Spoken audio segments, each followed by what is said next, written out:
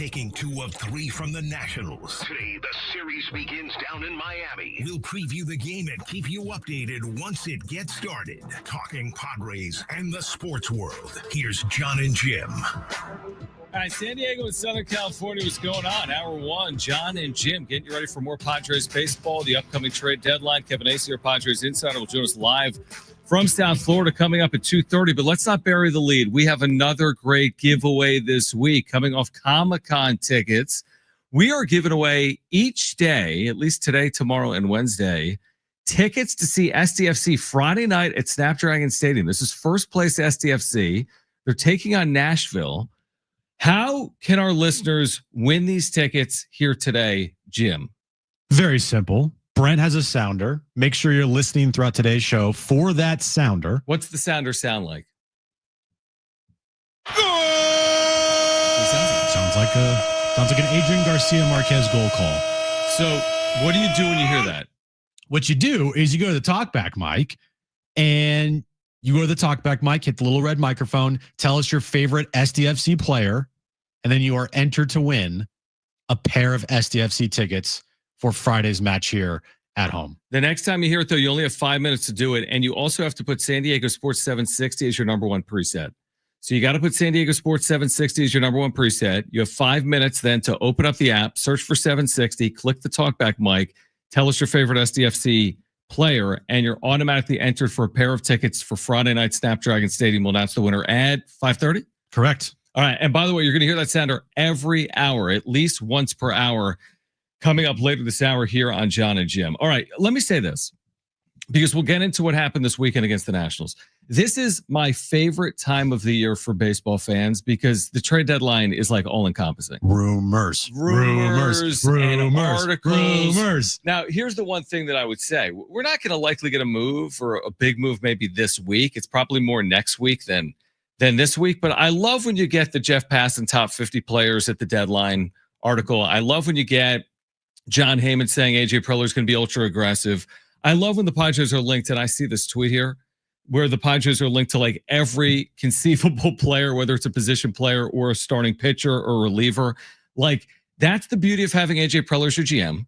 That's the beauty of being in it at the deadline, which they are. And they're making moves. I don't know what moves they're making, but between now and July 31st, the Padres will be active, obviously, with the trade deadline coming. Oh, and by the way, they're only 3.5 games back of the Doyers. Even better. So that's going to give even more incentive, I feel like, to AJ Preller to go out and try to go as big as possible. I agree. We knew they were going to buy at the deadline. I think now, even more so, we know AJ Preller is going to add multiple pieces at the deadline. It's not a question of if he'll add multiple bats. It's how many does he add? Right. And when does he add them? Is it at the deadline? Is it before the deadline? Does he wait till how is this thing going to go down? And who does he add? Because all the names that Jeff Passan has linked to the Padres at the deadline are all like all-star players or former all-star players or having good seasons, or, it's not just like one or two guys. It's everybody. And it's not surprising that every single player is mentioned and linked to the Padres because AJ Preller calls about everybody. Remember when Rafi Devers was traded? What was the report that came out about Rafi Devers? The Padres called the Red Sox about Rafi Devers. And he was owed almost $300 million at the time? Right. It's like a complete pipe dream, but he's still going to check and see on a player. So coming up here, I think, the Padres, to start off the second half, great, not a great start, but a really good start. Sweeping the Nationals would have been a great start. Taking 2 or 3 is a good start. And some players are playing much better and they're scoring runs, and we'll see how they do here this week against Miami and St. Louis. But they are firmly in it. They are maybe the sights set on a division title, depending on how the Dodgers continue to play and how the Padres will continue to play.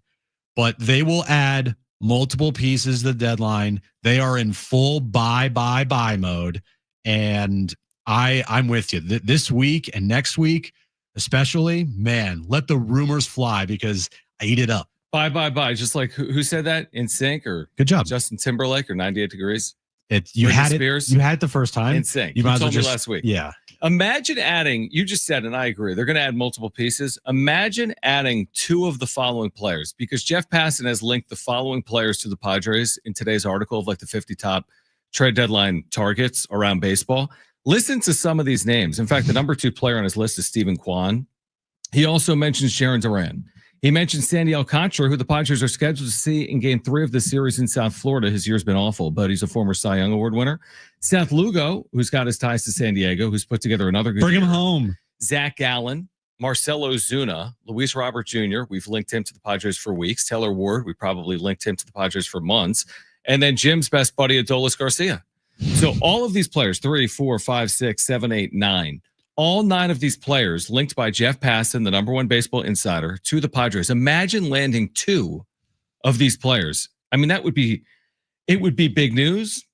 It would potentially be impactful. And to be honest with you, it's somewhat expected. When I look at names like Garcia, Ward, Robert Jr., like I'm expecting Preller to add a player of that caliber between now and July 31st. You know what's missing from that list, John? Do I know what's missing from that list, John? Come on, you got it. I know you can get this. What's reliever? No. What's missing from that list? A catcher. There you go.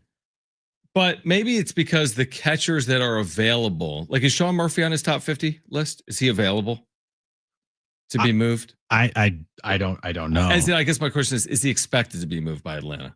It's a good question. That's my question. As in, among the top 50 players on Jeff Passan's list, how many of those players are catchers? I'll look. Because that's the one caveat. You're going to need a catcher on that list to acquire a catcher. That's the only thing missing from that list. Now, Kevin did write this morning, the Padres might be inclined to just have Martin Maldonado and Elias Diaz be their catchers for the remainder of the season. I think that would be a mistake. I love that. I think there's no catchers on this list. There's no 0. catchers on that list. Okay. Well, look, going through the rest of this year, can they survive and live with Martin Maldonado and Elias Diaz being their primary catchers going forward? Kevin writes this morning, any push from outside the clubhouse to give up on the light hitting Maldonado has been squashed, at least for now.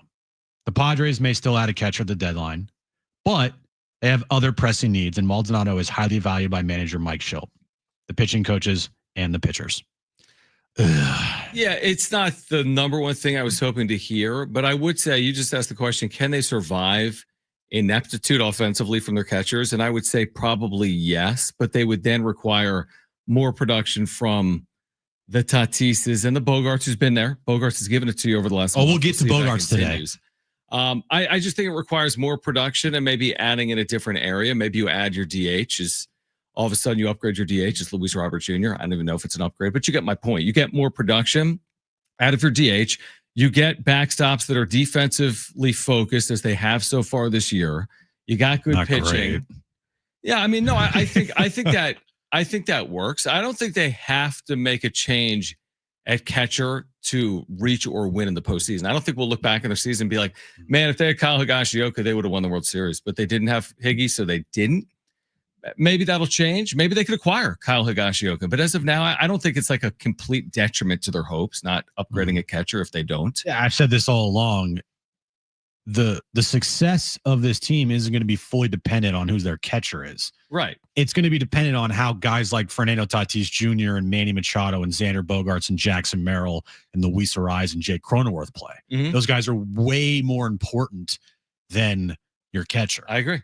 The problem is, offensively, it's just such a black hole at the bottom of your lineup that it's so difficult to turn over that lineup as much as you want to turn it over. Mm-hmm. But also it's compounded by the fact that your DH or whoever is, hitting eighth most of the time is guys like Trenton Brooks and Bryce Johnson and, whoever other scrub player they have on this team. Unless they're going to get a guy off their feet. Yeah, 100%. So if they upgraded and say they brought in, Steven Kwan would be a huge upgrade. He's like one of the top position players available. It's almost like adding another Luis Ariz to your team. Guy doesn't strike out, hits for high average, gets on base, doesn't hit for much power, but this team doesn't hit for any power, right? So Yeah.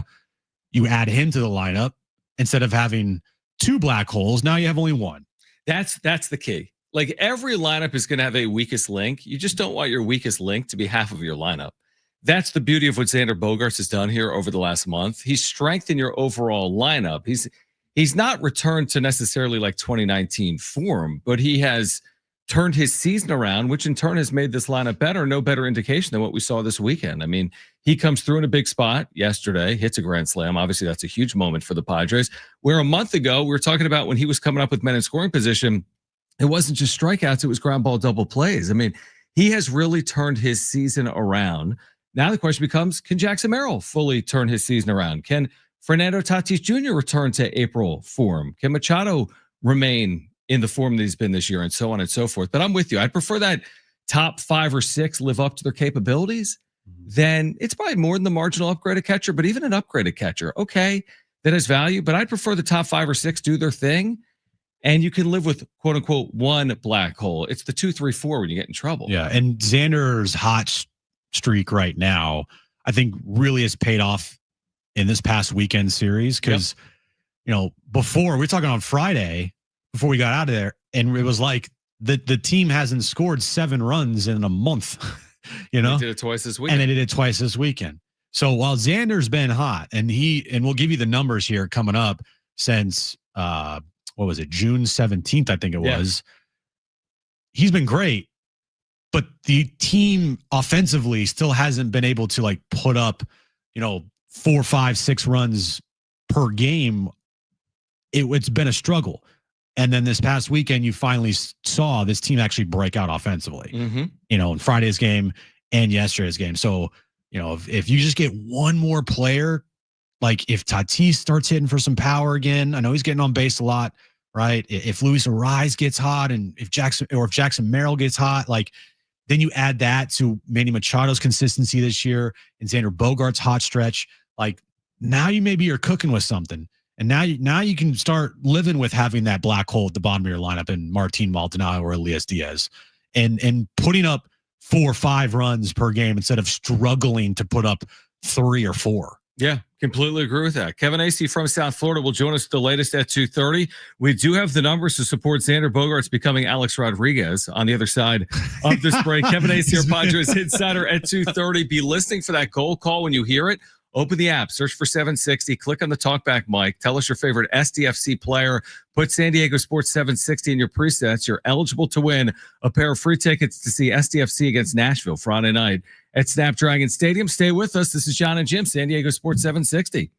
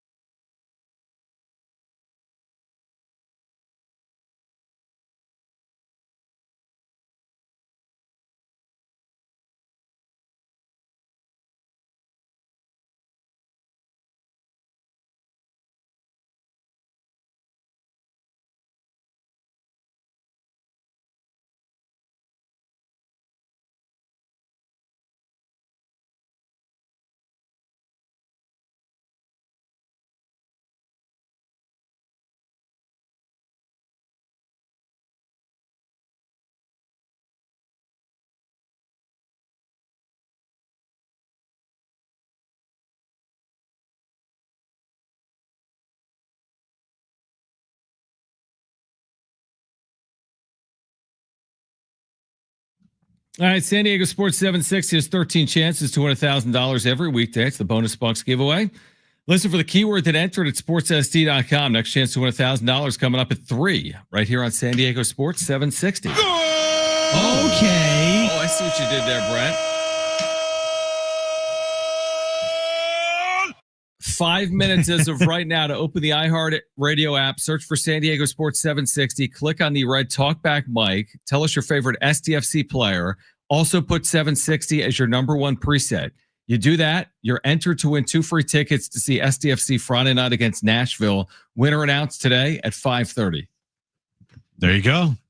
You said it That's perfectly, John. That's it. Said it perfectly. You got 4:30 right now. 4 minutes and 30 seconds. Clock is ticking. Open that app. If you have not been to an SCFC match, this is your perfect opportunity to do that. Friday night. Perfect. They're in first place. They are. Earned us a tie this weekend against second place Vancouver. The MLS All-Star game is on Wednesday, by the way. Is that a must win? We'll talk about that later this week. Okay. Yeah. Is the All-Star game is Wednesday and then a match Friday. That's a quick turnaround from All-Star game to match. Yeah. Well, it's not like football. They need a week to recover. It kind of is. They don't play a lot of stuff. On average, they're only playing once a week, sometimes twice. Yeah. Well, I don't think they're going to be giving it their all. Well, they also aren't going to play the whole match. No. Right. Yeah. Chucky, Yepe, and Anders Dreyer. I would assume there's a lot of substitutions in an All-Star game. Oh, for sure. All right, so open that app, search for 760, tell us your favorite SDFC player, and you are entered to win 2 free tickets for Friday night at Snapdragon Stadium. All right, it's time to realize that Xander Bogaerts has been a lot better. So I have my version of the numbers. You can give me your version of the numbers. I'm just a baseball reference. My version? Well, I'm saying here's his best play. I'm going back 25 games. It's that Dodger game where he turned his season around. That's 25 games ago. Listen to this. Over his last 25 games, 382 batting average, 461 on base, 562 slug. His on base plus slugging is 1,023. And then to further that point, I saw this tweet today from Padres Data Daily that says since June 20th, he's second among shortstops in baseball in Fangraphs WAR and in weighted runs created plus. Second, his WAR over the last month is the same WAR as Mookie Betts for the season. Think about that. His WAR for the last month is the same WAR as Mookie Betts has posted this year, 1.4. Is that good? He really has. I think it's fair to say he's at least turned his season around. Now, can he continue to turn the season around and finish this off over the final 2 months? Yeah, that's the question. You applaud what he's done over the last 25 games. He's been incredible. Yep. Like this version of Xander, we have not seen in a meaningful period of time. I agree completely. We saw this version in 2023 in September. Those games weren't meaningful. Yep. They were mop-up duty. Yep. Okay. We have not seen this version of Xander in meaningful games in his tenure with the Padres at all. We've seen maybe glimpses, but he has not been able to put it together over a prolonged period of time. Now the question is, like, can you keep it up? I absolutely applaud Xander for doing what he's done, because on June 16th or June 17th, it was not good. It was bad. If you're one of those people out there that's tooting your horn today and be like, I told you, here's the thing. Xander was hitting 227 with a 615 OPS on June 17th. Okay. That is awful. And you know what? That deserves all the criticism that he was getting. Yep. Okay. Sorry, point blank. The first 2.5 years up to that point, Xander Bogaerts was awful in a Padres uniform, with some stretches in between that were fine. Sure. But nothing that was impactful to where I'd be like, man, remember that moment with Xander? I agree. And then the 9th inning at Dodger Stadium, where he hit that game-tying double with 2 outs in the top of the 9th inning. Padres lost that game. But more importantly, maybe that game regained the confidence that Xander was lacking, because there was no confidence with Xander. It was completely shot. The night before, he went 0 for 5. He grounded into 2 double plays, and he was awful. That was the lowest point of his season, no question. And ever since the 9th inning, where he hit that game-tying double, I think he just said, F it. I don't even care anymore. Right. Because we've seen and we've read articles from Kevin Acee about how much this guy cares. We know that he cares. We know these guys all care. But the one thing that stood out to me is how much this guy thinks at the plate and how much he can overthink to get himself in trouble. And baseball is such a mental grind. You understand because, you fail 7 out of 10 times and you're an all-star. Like, it's crazy how baseball works. And he was just putting himself in such a blender that maybe he just finally said, F it. And since that moment, like you said, he's been incredible. Yeah, I mean, I think it's well said. The one, and maybe this is a lagging indicator, the one thing you'd like more of, and I do think this is fair, and it's not to critique because you have to start by saying he's played brilliant baseball for the last month. You would like to see him drive more in, and we saw it yesterday. He hit a grand slam. That's the one thing. I mean, he's got 8 RBIs in his last 25 games, but everything else, he has more walks than strikeouts in his last 25 games. He's only struck out 12 times in his last 25 games. And listen to this, he has 50 total bases in his last 25 games. He's averaging 2 total bases. That's swinging the bat. That's not walking. He's averaging 2 total bases per game over his last 25. So he's just been so much more impactful. And I said it to you last night, and I've been saying it recently. Every time you look up, he's on base. Tatis has a little bit of that without hitting. Yeah. He's just walking. Bogaerts is doing a combination of both. He's hitting and he's walking, and it's just good for the lineup. Bogaerts on base, Tatis on base. Now let's get Merrill on base, right? And now all of a sudden, I can see a world where they're scoring the 4 or 5 runs we've been talking about, not the 3-4, more towards the 4-5 than the 3-4. And ironically, the night that Xander went 0-for-5, I remember that night. Do you remember the video That's I posted? The night we said it's the worst contract in Padres history. I still stand by it. I still think it's an awful contract. Yeah. This doesn't guarantee it's a long-term future. No, I still think it's a really bad contract, and I still think that Xander has yet to meet those expectations over, his first 2.5, almost 3 seasons now. Completely with fair. the Padres. But this is a step in the right direction. Do I think Xander's ever going to live up to those expectations of a $25, $26 million a year player? I do not. You don't see 30 home runs in his future. You don't see 105 RBIs. No. You don't see 325 batting average. I don't. Yeah. I don't see the 26 games or the 25 games since he was at his lowest point of the season becoming what Xander is going to be for the rest of his tenure with the Padres. Right. This is a much needed hot stretch that Xander desperately needed. Right. The team desperately needed. Now, ironically, they're only 14-12 in the last 26. In the last 26 games. Interesting. So it's not like Xander going off here has turned this team into, the 27 Yankees, right? But it's better than the alternative. And the alternative was one of the worst offensive players on your team, making $26 million a year. Yeah. So now going forward, I'm not expecting to see this Xander for the rest of the way here, but if he's going to be playing to this level, maybe a drop off to around 810, 815 OPS the rest of the way. Oh my gosh, that is such a massive upgrade from what this team was getting from him. A big difference between Xander 815 OPS the rest of the way as opposed to Xander mid-June 615 OPS. Yeah. That 200 points could be a big difference for the Padres. Let's catch up with Kevin Acee, the latest on a Padres team that wins a series in D.C. and is now in Miami, getting ready for game 1 of a 3-game series against the Marlins. Kevin has the latest on Michael King, the upcoming trade deadline, and more. He'll join us live from Miami. On the other side, this is Jon and Jim on San Diego Sports 760 and live on the iHeartRadio app.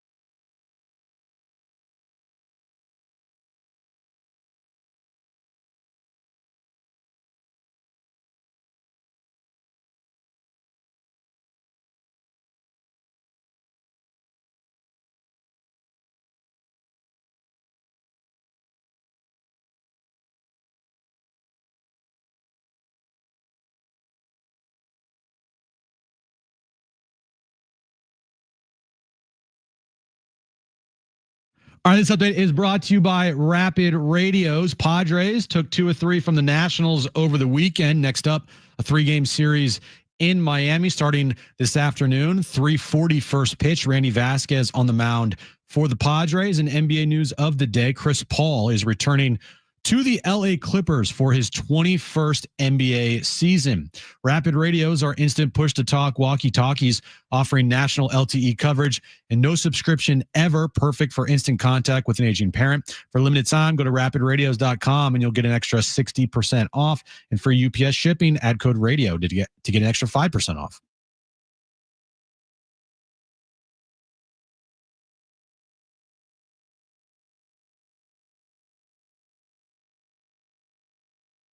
All right, the very latest with Kevin Acee, who continues his 2-week-long road trip from the All-Star game through this 10-game roadie for the Padres. With us right now from South Florida, Padres and Marlins getting ready for Game 1 in just over an hour. Kevin, we always appreciate you joining us here on Jon and Jim. So today you wrote about Martin Maldonado and how the Padres could still add a catcher at the deadline, but they do have other needs, and he is valued, highly valued, you wrote, by manager Mike Schultz. So let's go down that path. I mean, if Maldonado stays, if Diaz stays, when you think about upgrading their offense, where are they turning? A DH type, maybe a left fielder type, even though Sheets has played well out there? Where would they be turning for offensive production if they stayed status quo at catcher? DH left field are the most obvious, and then you could platoon Sheets because, you want to get a right-handed batter. But I'm told that they're looking everywhere. It's a wide net. I mean, you have to do that. In some ways, they always do that, right? And then they find a way to fit someone. But like I was increasingly understanding that there might be something that kind of blows our mind in terms of they could move somebody on their roster that is owed a fair amount of money in order to fit in what they need to do at this trade deadline. And I can't get any confirmation, so I will reluctantly say that, look, that could only be really a few people. Well, I shouldn't even say that. Now that I say it out loud, it could be a lot of people, but the obvious ones, right, are on the right side of the infield, where, people are interested in Jake Cronenworth. They have never stopped being interested in Jake Cronenworth.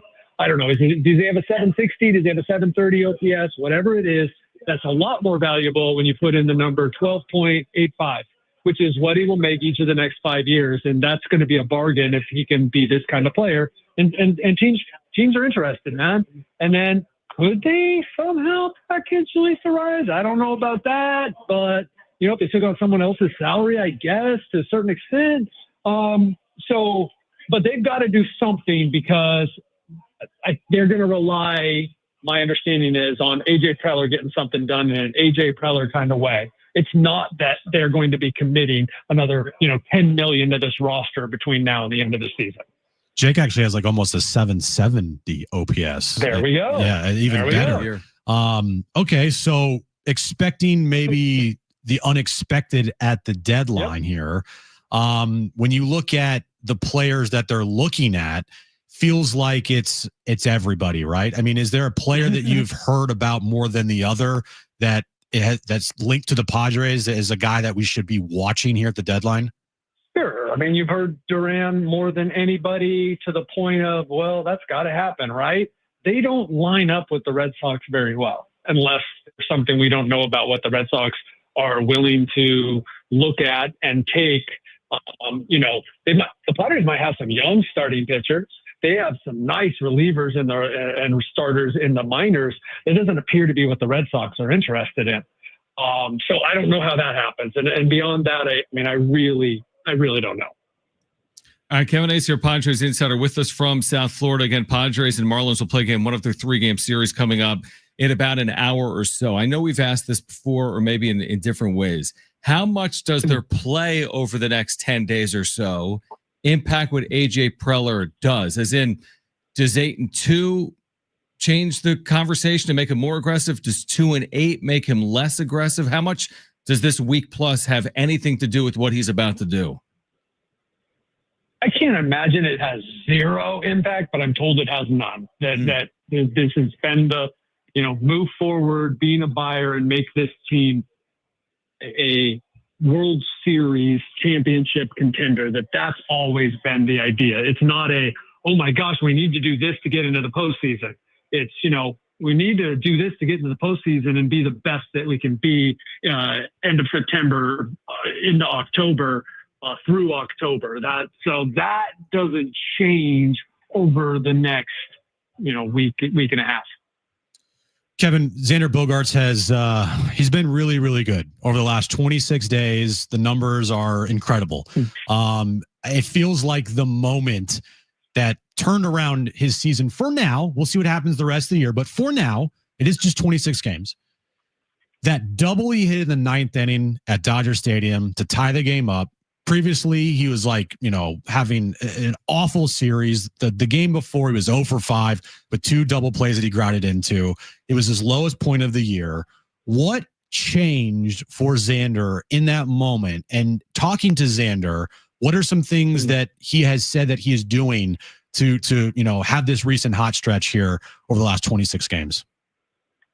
My head swims when I think about all the things I've talked about with Xander Bogaerts regarding his mechanics and all that all year. But the one thing that he and Victor Rodriguez and others are adamant about, that he has stopped tinkering and he has stopped working as much because he's notorious for both, and that he has settled into just being Xander Bogaerts. And I don't know, is a really good point about when this sort of started. I don't know if that was like this huge epiphany or big moment for him. He had been hitting the ball slightly harder, all the stuff that we didn't want to talk about or hear about or rolled our eyes at when he was hitting 220, right? He was trending in a direction. And at the time, it just seemed hopeful. But he was trending in that direction, and now here he is for more than a month being this guy, or more than a month on the calendar of being this guy, and doing what he did in Boston, which is when he's pulling the ball, he's not trying to pull the ball. He's attacking the ball. He's got good plate discipline. He's putting the ball everywhere.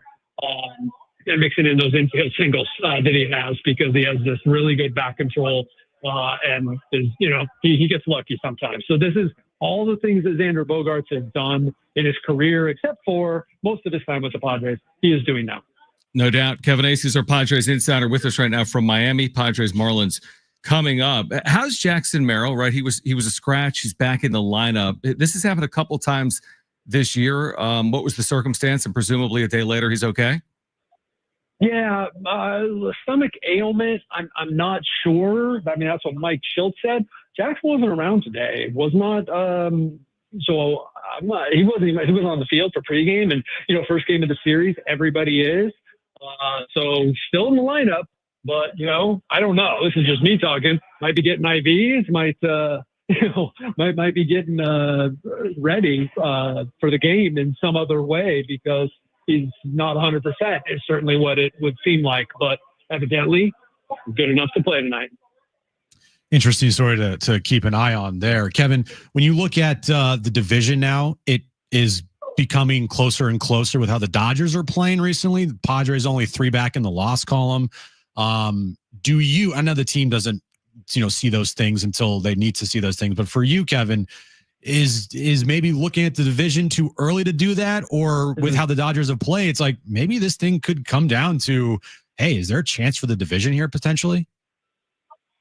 I guess my take would be the Padres. I still believe the Padres would have to get like super hot, right? Yeah. Hey, if the Padres close like they did last year, sure. And I don't know if it's just how many times and how many seasons I've watched the Dodgers maybe go through a little tough time. Not like this, obviously, but a little tough time, and then inevitably it's okay.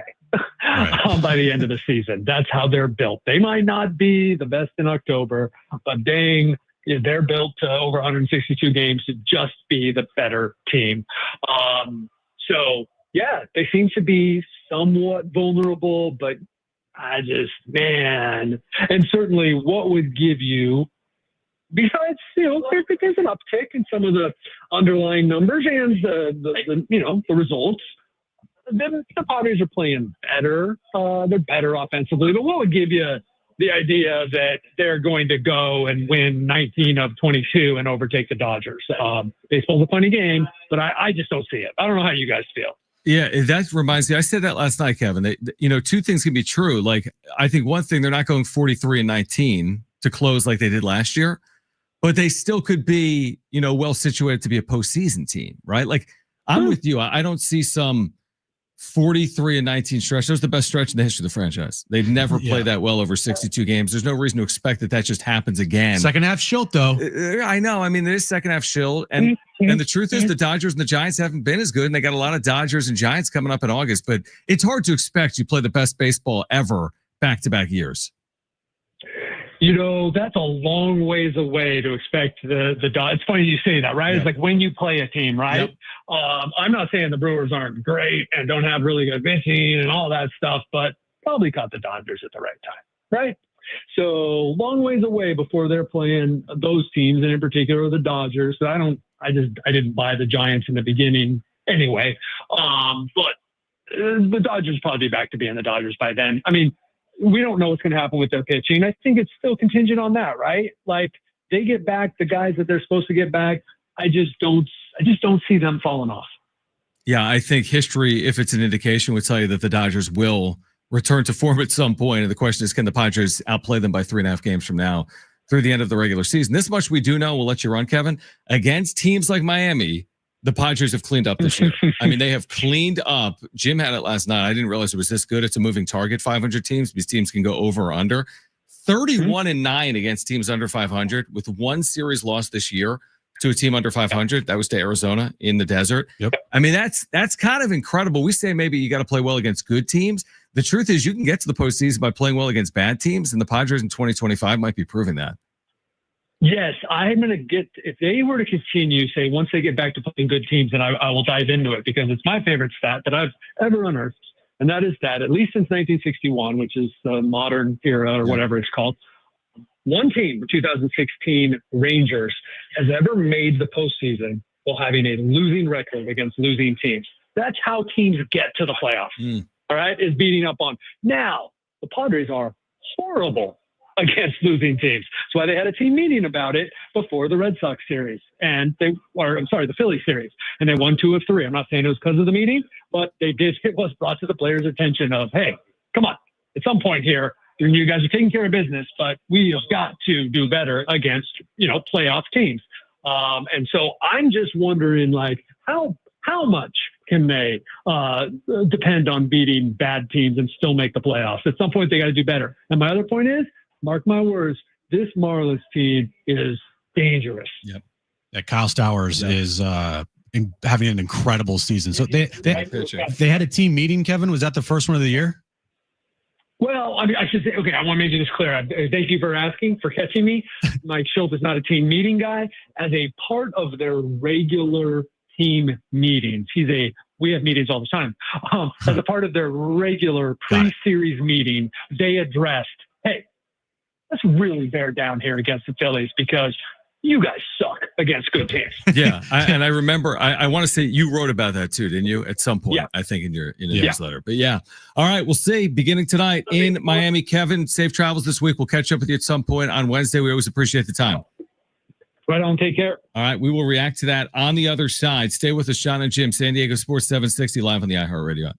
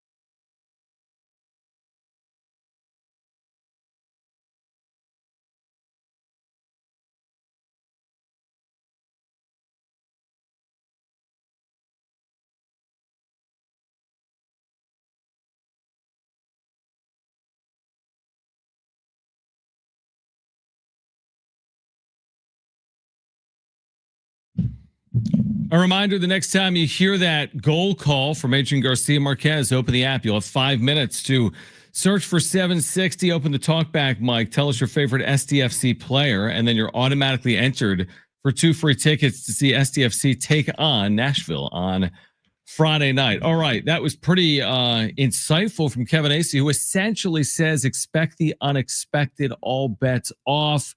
Players at the major league level could move. He's not expecting them to add 10 million plus in salary at the deadline. Therefore, how do you do that? Maybe you move salary at the major league level to add salary elsewhere, mentioning players like Jake Cronenworth and others. He went down that path with us on Friday. I think he went further down that path with us here today. Yes. Now the second time that Kevin has mentioned that to us about the trade deadline, because of the creativity that AJ would need to have to add money to this payroll, where it's not just a simple add on top of what you already have, but hey, if you're going to add X, you need to subtract from X that equals Y.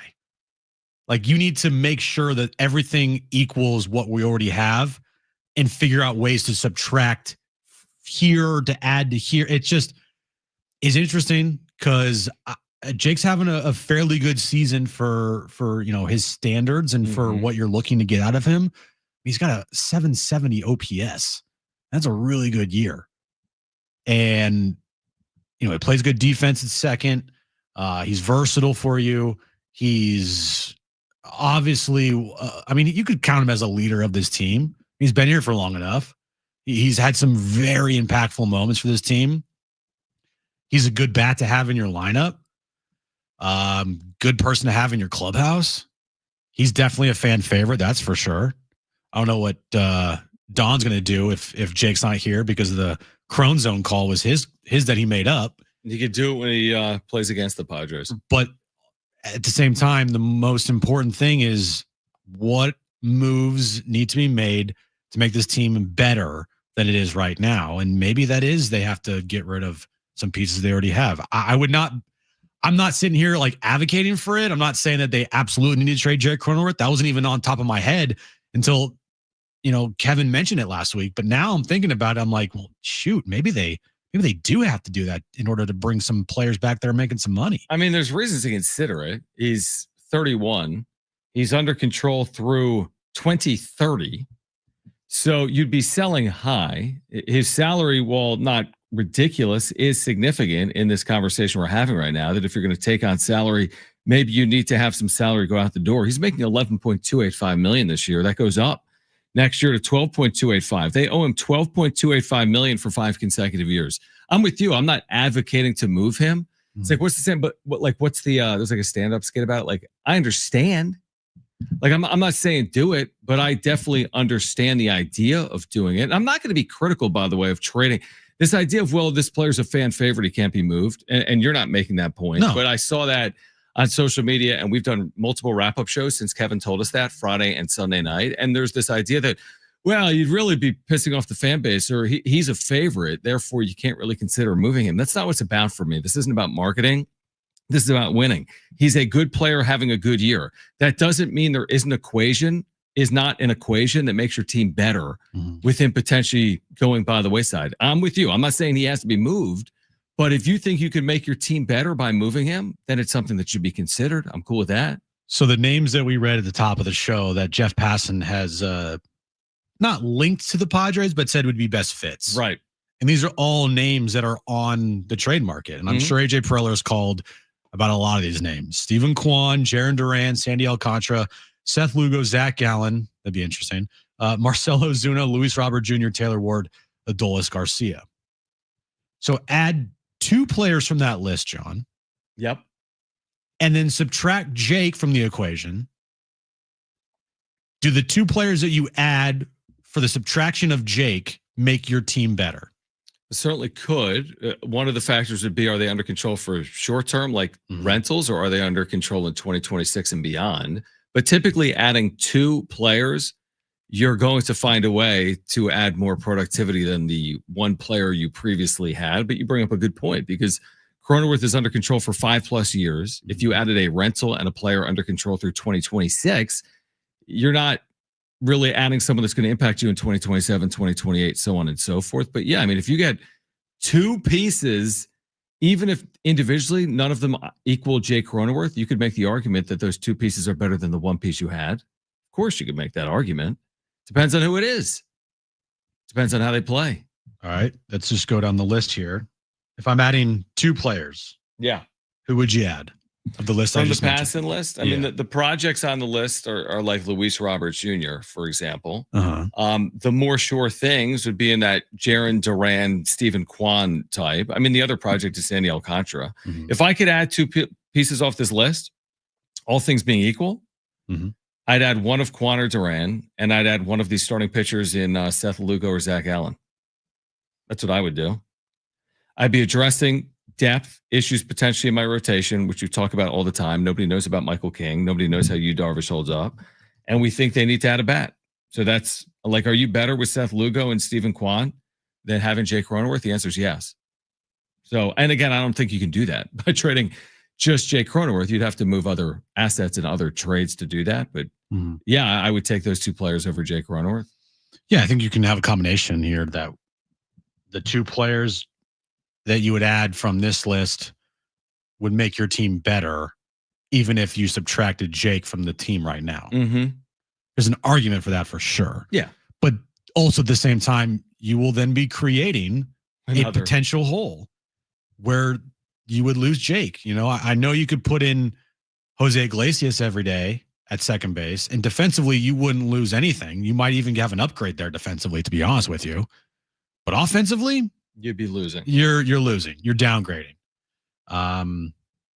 So it's interesting that Kevin keeps saying that. Now, he's not saying it's going to happen. Right.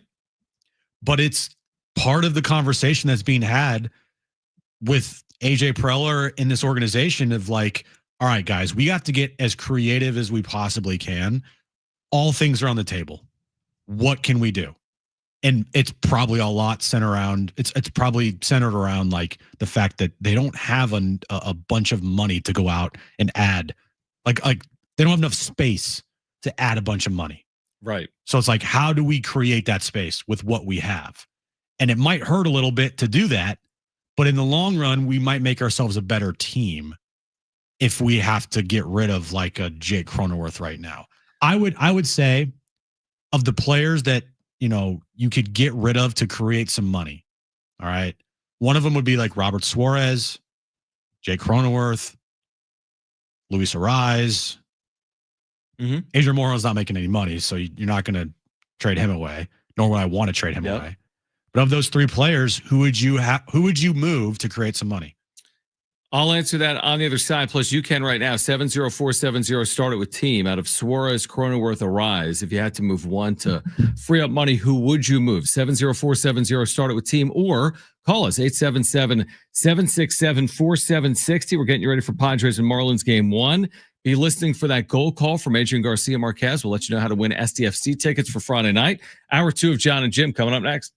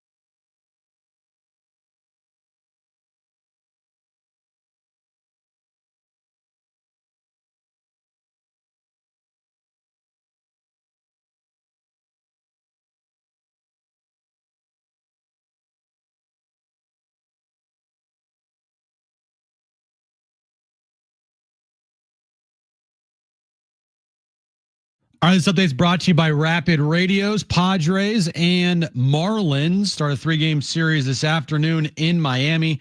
3:40 first pitch. Randy Vasquez on the mound for the Padres today. And NBA news of the day, Chris Paul, he's returning to the Clippers for his 21st NBA season. Rapid Radios are instant push to talk walkie-talkies, offering national LTE coverage and no subscription ever. Perfect for instant contact with an aging parent. For a limited time, go to rapidradios.com and you'll get an extra 60% off and free UPS shipping. Add code radio and get an extra 5% off. The nation's capital is nice this time of year. Bogaerts slips one to left field. Lyle going back, still going to the wall. It is gone. Grand slam. Bogey goes boom. Coming out of the break, taking 2 of 3 from the Nationals. Today, the series begins down in Miami. We'll preview the game and keep you updated once it gets started. Talking Padres and the sports world. Here's Jon and Jim. All right, San Diego and Southern California, what's going on? Hour 2, Jon and Jim. We've got SDFC tickets that we're giving away. Be listening for the SDFC goal call. We'll tell you how to win tickets for Friday night. SDFC Nashville, right here at Snapdragon Stadium. If you miss Kevin Acee, you'll hear him again before Padres Marlins coming up within the hour. We'll hear Kevin Acee again coming up in about 30 minutes here on Jon and Jim. You asked a unique, interesting question about the Padres at the trade deadline. If they do, in fact, need to get rid of salary, and if they do have to move a player like Robert Suarez, he makes $10 million this year. Jay Cronenworth, he makes $11 million this year. Luis Ariz, he makes more than both of them. I think maybe 13 or 14. 13 or 14, yeah. All right. So if they had to move one of those 3, Let me check here. who would I move? Luis Ariz is making, stand by. I think it's 14. That's what my head tells me. You would be correct, John. All right, 14. If I had to move one of those players, I would move Robert Suarez. And the reason I would do it, Break up the 4 horsemen? yeah, because I think you can replace one of the 4 horsemen with a more suitably priced reliever at the deadline for a low cost in prospect capital, free up my $10 million, and I still have back end pieces in Adam, Morahone, Estrada, and whomever else I add. So I would get my $10 million there and then use it where I see fit with my roster, as opposed to, like you said, create that additional hole, specifically with my offense, which has struggled all year. And it's not like Cronenworth and Ariz are the reason as to why the offense has struggled all year. So if I had to move one of them, I would move Robert Suarez. What would you do? Well, the player that would get you the most like space cleared from as far as money goes would be Jay Cronenworth because of his long-term contract. Right. Luis Ariz making 14 this year, so he'd be owed around what, 6 or 5? Yeah, 5 or less probably. So you're only freeing up 5 for just this year. Going forward, he's a free agent, so there's nothing there. So if you add a player that is not a rental and is here long term, you're probably going to need to free up some additional money in the future as well. Robert Suarez is a guy that could be a free agent after the season with his convoluted contract. I forget all the terms and everything, but I'm pretty sure he can opt out. Right. So that all being said, the one player that you can get money for, or at least free up long-term wise, is Jay Cronenworth. You know, he signed the 7-year, $80 million contract in 2020. What was it? 3? Yeah. Yeah. After the 2022 season. And he's a free agent in 2031. Okay. Do I want them to trade Jay Cronenworth? No, I don't. If I had to pick just one, just solely to trade away to free up money for just this year, I'd probably choose Luis Ariz, to be honest with you. He's having a down year. I think you can replace his production. You know, if he was hitting 350 for you, it'd be a different story. He's hitting 280. Okay. His OPS plus is 98. Jake's OPS plus this year is 115. Jake, to me, is a better offensive player right now than Luis Ariz. And you can still free up some money for just this year by trading away Luis Ariz because he's going to be a free agent. Why don't you try to get something back for him? He's not returning anyway. I see. Okay, so you're going down the Ariz path. I'm going down the Suarez path. Yeah, I mean, I could be honestly, Jim, I could be convinced of any of them, depending on their return. I am not anti like this whole idea you're buying and you're also selling at the same time. I think sometimes that's seen as abnormal or atypical, but I get it in this instance because of what Kevin and others are saying, which is they have to get creative. It's not only Kevin saying they need to get creative. There's also Jon Heyman who says the Padres are always aggressive. He tweeted that today. Even with their relievers, they're looking. How about that? With 3 all-star relievers, they're looking for a reliever. Also considering a bat, left field, possibly catcher, and a starter. And then he writes, always aggressive. So how can you do all that? How could you possibly do all that without shedding payroll? How is that even possible? It's probably not. Could you envision a situation in a scenario where AJ pulls a 2020 here? And he changes over a third of the major league roster at the deadline. He added 9 players to the major league roster in 2020 at the deadline. I'm not saying he's going to add 9 players. That'd be amazing. But along those lines of like, hey, we need to sell to buy. So we subtract a couple players to add a couple players and change a lot of things up. Do you envision him doing something like that at the deadline? No. I think that some of the clubhouse has clearly worked under Schild. The team has played well enough that while it would create a lot of fodder and content for you and I, let's just use that number though. Let's say subtract 9 2 players went. How about subtract? That's a lot. Though. No, as in 9 total. Like 3 out, 5 in. That's 8. I don't think that's what's going to happen. Okay, so you're saying 2 out, 2 in? I'm saying like 2 out. Well, that doesn't really address your needs necessarily. All right, 3 out, 3 in. So you replace 3 players on your roster, but 3 of them that are currently on your roster are gone. Maybe. I think that's probably like the extent of what would be possible. In now terms that's a of lot, turnover. though. That's a huge turnover. That's a lot. If you have 6 new faces, like 3 out, 3 in out of 26. I was more or less thinking like, excuse me, man, my throat today.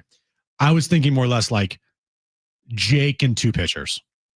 Jake and 2 pitchers out, or Jake, a bench piece or 2, and you replace like Trent Brooks, Bryce Johnson, and Jake Cronenworth. Well, here's what I expect. I think by adding 3, you're automatically losing 3 by adding 3. Think about that. Even without getting rid of anyone, right? You're automatically making 6 changes. You could add right now. I'm just making this up. Jarren Duran, and you could add, let's say, a reliever, and you could add Adolis Garcia, and you could add a catcher. But no, hear me out. And you could add a catcher. That means you're losing 3 players on your major league roster. So that's a change of 6. Right. If you trade away a player, I mean, maybe I think I honestly believe he's going to be a big time buyer at the deadline. I am not expecting one small move. I'm expecting a series of moves. I'm expecting some type of shakeup, but I also know that they've played well enough that 2020 to me would be a little far. Like if they had 9 new major leaguers on their roster after the trade deadline, that's probably too many, but I am expecting a shakeup and a somewhat sizable one within the next 10 days. I am too. I just don't know like the order of which this will go down in. Will it be subtract first? And then it's like, wait, they traded Jake Cronenworth? Now I feel like for me and you and all of our listeners out there, at least now hearing that from Kevin, we have a little bit of time to brace for impact. Right. Because if that thing came out of nowhere, it would have not been received well. I still don't think it would be received well. Right. But at least we see it coming potentially. Like, okay, we're going to talk this thing out and prepare ourselves here. And Padres fans prepare themselves for the potential of having to lose Jake Cronenworth to add to this team to hopefully get better. I mean, I get it. Juan Soto might not have been as popular in a Padres uniform as Jake Cronenworth, but they traded Juan Soto. Right. If you can trade Juan Soto, you can trade Jake Cronenworth. I mean, there's certain players you cannot trade because of the contract stipulates you literally cannot trade them. There's 3 guys in this team, 4 guys actually. The money support them being traded. From the Machados and the Tatises and the Bogaerts and the Darvishes, there's no real way to move these players based on A, their maybe no trade clause, or B, what they earn. But outside of that is where AJ Preller's got to go to work. He's been working. I do think he's been working and will go to work. He's been working. You know that. I mean, what Heyman writes, what Kevin tells us, what Dennis Lynn writes. I bet, we love this time of the year because of all the rumors and the trade deadline and AJ Preller. Do you think that all the GMs around the league are thinking to themselves like, it's trade deadline time. AJ's going to call me any minute now. Just wait till August 1st so AJ stops calling me. Yeah, it's like I have to get like someone. I bet you they have like separate phones, like an AJ phone. Like, all right, AJ's going to call on this phone, but man, I think probably, and I think AJ is, to use the word of the deadline, enamored by the trade deadline. I want to say maybe it was 2 years ago now when Darren had AJ on after a deadline, Darren Smith, and AJ was like, I mean, you could tell he was like grinning when he was talking about the trade deadline, how he doesn't sleep and it opens up all these possibilities. It might have been after Juan Soto, truthfully. So I think he likes the possibility of what can be done this time of year. You can't do it in April, by and large. They added Cease.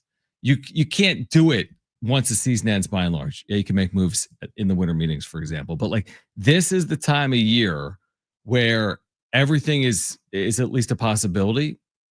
But we'll see if they have A, the money, and B, the prospect capital to do it. And look, he's under contract for one more year. Who knows if this team's going to be good or not next season? Right. Because you're going to be losing a lot of pieces, and you're going to have to replace 2/3 of your rotation.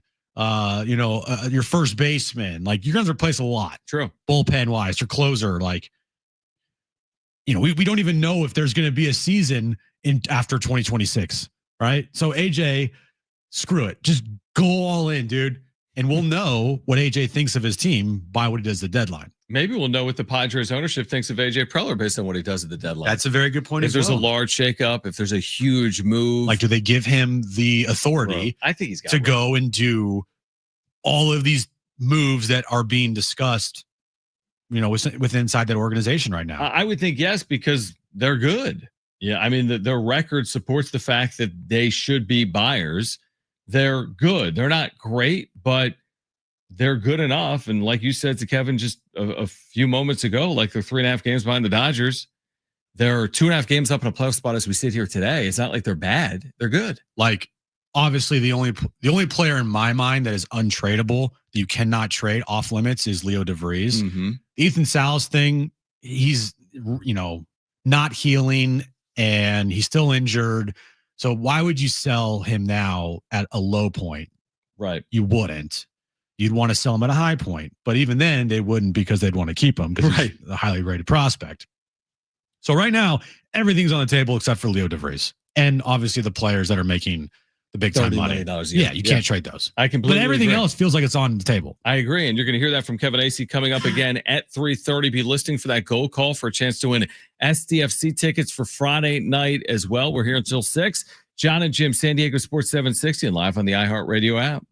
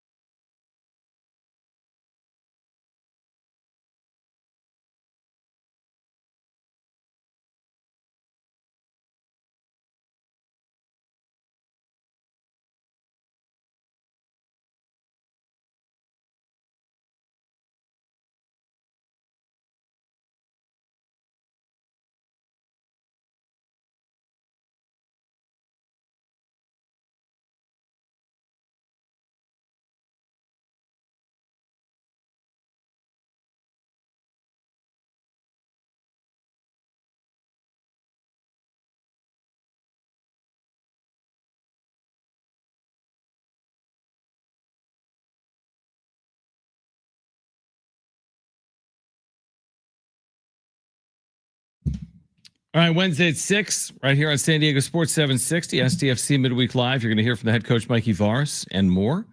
Find out the latest on the club, STFC Midweek Live, every Wednesday at 6 on your home for STFC, San Diego Sports 760. We're going to hear from Kevin Acee at 3:30 as the Padres get ready for the Marlins. If you missed that conversation last hour, Jim referenced this just a few minutes ago. Kyle Glazer had it last night. Prospect news, catcher Ethan Salas' stress fracture in his back is healing more slowly than initially hoped, and he has no set timeline to return. Per team officials, no setbacks, just slow healing. He's catching off the machine and working out, but no rotational movements. Remember, the minor league season is shorter than the major league season. It would wrap up in the middle of September. He's not returning, obviously, until at some point in August at the earliest. He's only played 10 games this year. I mean, this has essentially become a lost year for the prospect. Not to say that he's no longer a prospect, but hard to look at it this year as anything other than lost for Ethan Salas. No setback, huh? Interesting. But just a longer time. I have no idea what that means. No, I have no idea what it means. The thing with Ethan Salas, said this to start the season. I thought this was a fairly big year for Ethan. If he had any hopes of making the big league club next year out of spring training, right? And that's kind of what was being referenced this year in spring training of like, hey, we got, Maldonado and Diaz for this year, but next year is when Ethan Salas might be ready to go. Right. There's no way he's going to be at the big league level next year. That would be malpractice if they put him in the big league level next year because they just need a catcher and they think defensively he's ready to go. Guy can't hit. You said Jimmy Key, what is he, like 45? That Sports Center ad? The way you said that, it reminded me of that. He can't hit. I mean, listen to this. 10 games this year, that doesn't make a season. 544 OPS. Barely makes a week. Right? I mean, so 544 OPS. In his career, in advanced A, so high A, he's hit 206 with a 589 OPS. In his career in double A, he's hit 183 with a 532 OPS. He needs seasoning. He needs time. He needs health. He needs to improve, obviously. And by the way, he has time. I don't know what the organization's plan is. He personally has time.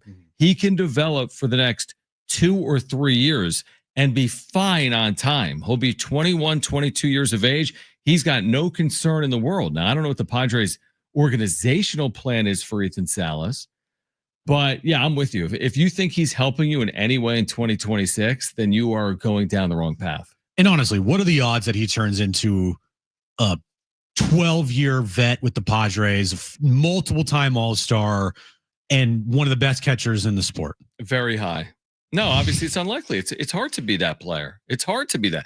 That's very hard to do. There's a player out there right now that was viewed as somebody that could be one of the best catchers in the sport and 12-year vet and a multiple-time All-Star. With the Padres? And this player is now looking at, hey, he might get traded.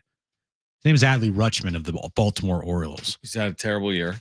And he came up like, it was like, oh, Adley Rutschman, the next, face of baseball behind the plate, next best catcher in the sport.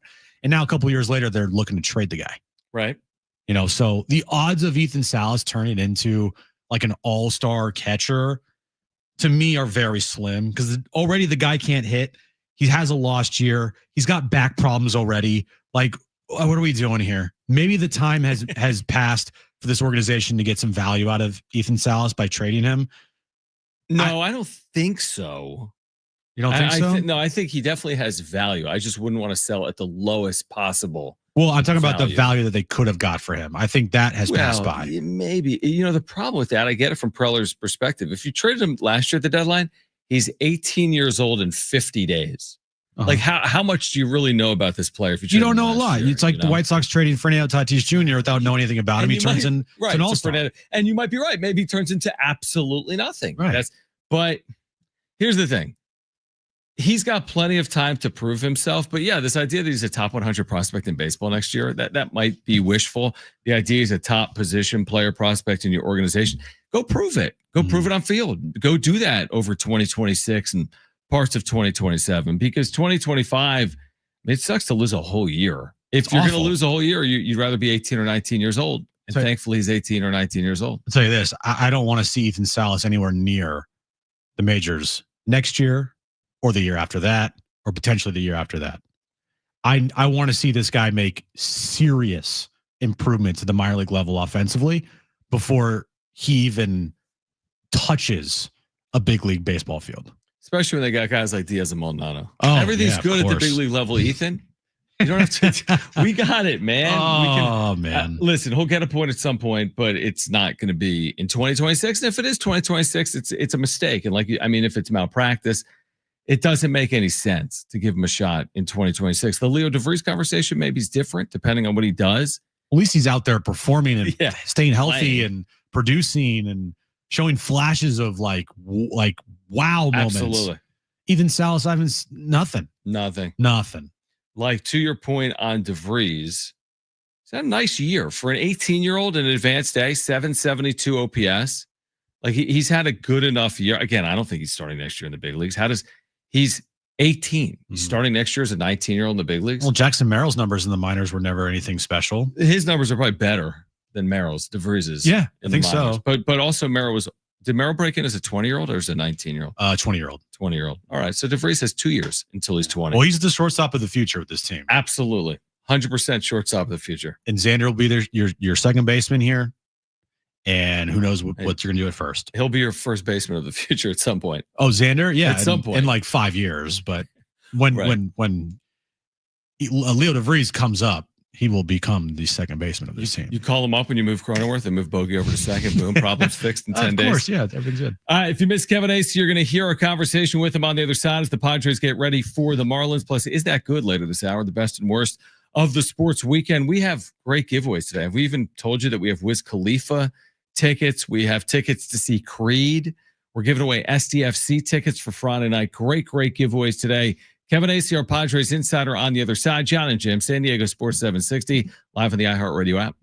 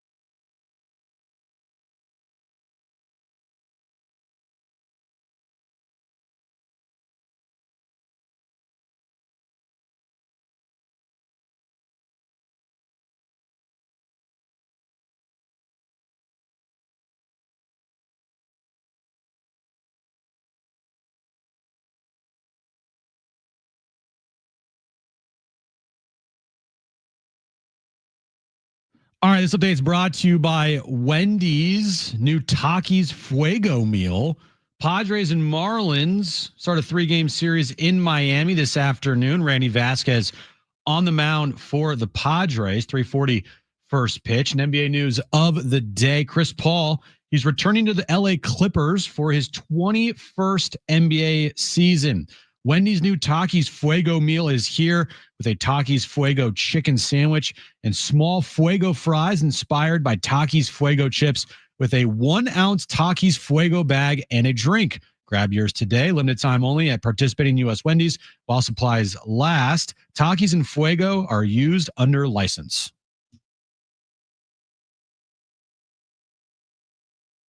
All right, Jon and Jim, San Diego Sports 760. Padres and Marlins coming up. Let's get to our conversation with Kevin Acee. If you missed it earlier, I wonder where I started the conversation, Brent. I really do. I'm trying to think. Don't tell me how I started the conversation.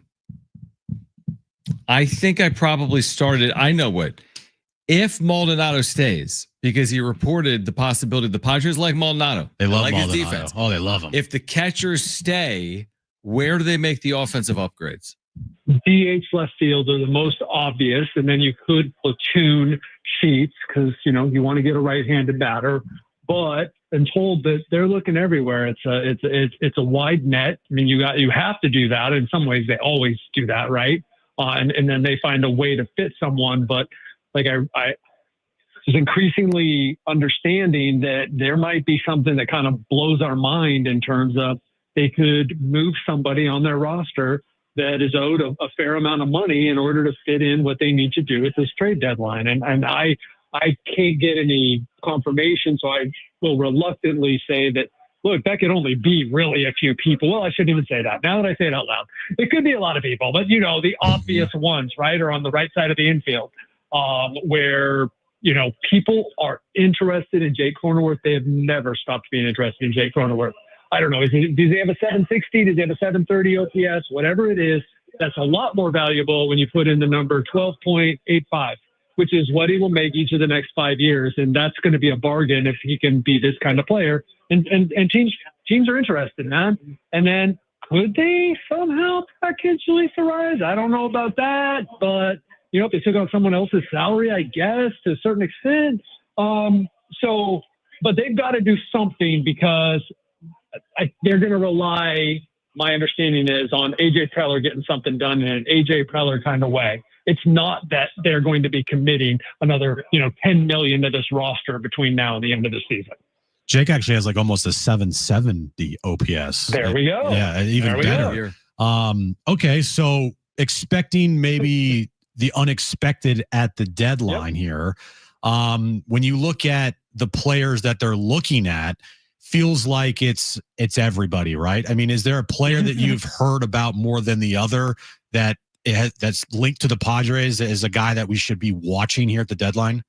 Sure. I mean, you've heard Duran more than anybody to the point of, well, that's got to happen, right? They don't line up with the Red Sox very well unless there's something we don't know about what the Red Sox are willing to look at and take. The Padres might have some young starting pitchers. They have some nice relievers and starters in the minors. It doesn't appear to be what the Red Sox are interested in. So I don't know how that happens. And beyond that, I really don't know. All right, Kevin Acee, your Padres insider, with us from South Florida. Again, Padres and Marlins will play one of their 3-game series coming up in about an hour or so. I know we've asked this before, or maybe in different ways. How much does their play over the next 10 days or so impact what AJ Preller does? As in, does 8-2 change the conversation to make him more aggressive? Does 2-8 make him less aggressive? How much does this week plus have anything to do with what he's about to do? I can't imagine it has zero impact, but I'm told it has none. That this has been the, move forward, being a buyer, and make this team a World Series championship contender. That's always been the idea. It's not oh my gosh, we need to do this to get into the postseason. It's, we need to do this to get into the postseason and be the best that we can be end of September into October. through October. So that doesn't change over the next, week and a half. Kevin, Xander Bogaerts he's been really, really good over the last 26 days. The numbers are incredible. It feels like the moment that turned around his season for now. We'll see what happens the rest of the year, but for now, it is just 26 games. That double he hit in the 9th inning at Dodger Stadium to tie the game up. Previously, he was having an awful series. The game before, he was 0 for 5, but 2 double plays that he grounded into. It was his lowest point of the year.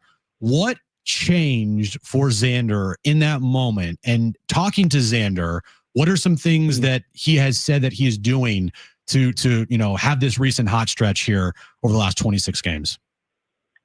My head swims when I think about all the things I've talked about with Xander Bogaerts regarding his mechanics and all that all year. But the one thing that he, Victor Rodriguez, and others are adamant about, that he has stopped tinkering and he has stopped working as much because he's notorious for both, and that he has settled into just being Xander Bogaerts. And I don't know, is a really good point about when this sort of started. I don't know if that was like this huge epiphany or big moment for him.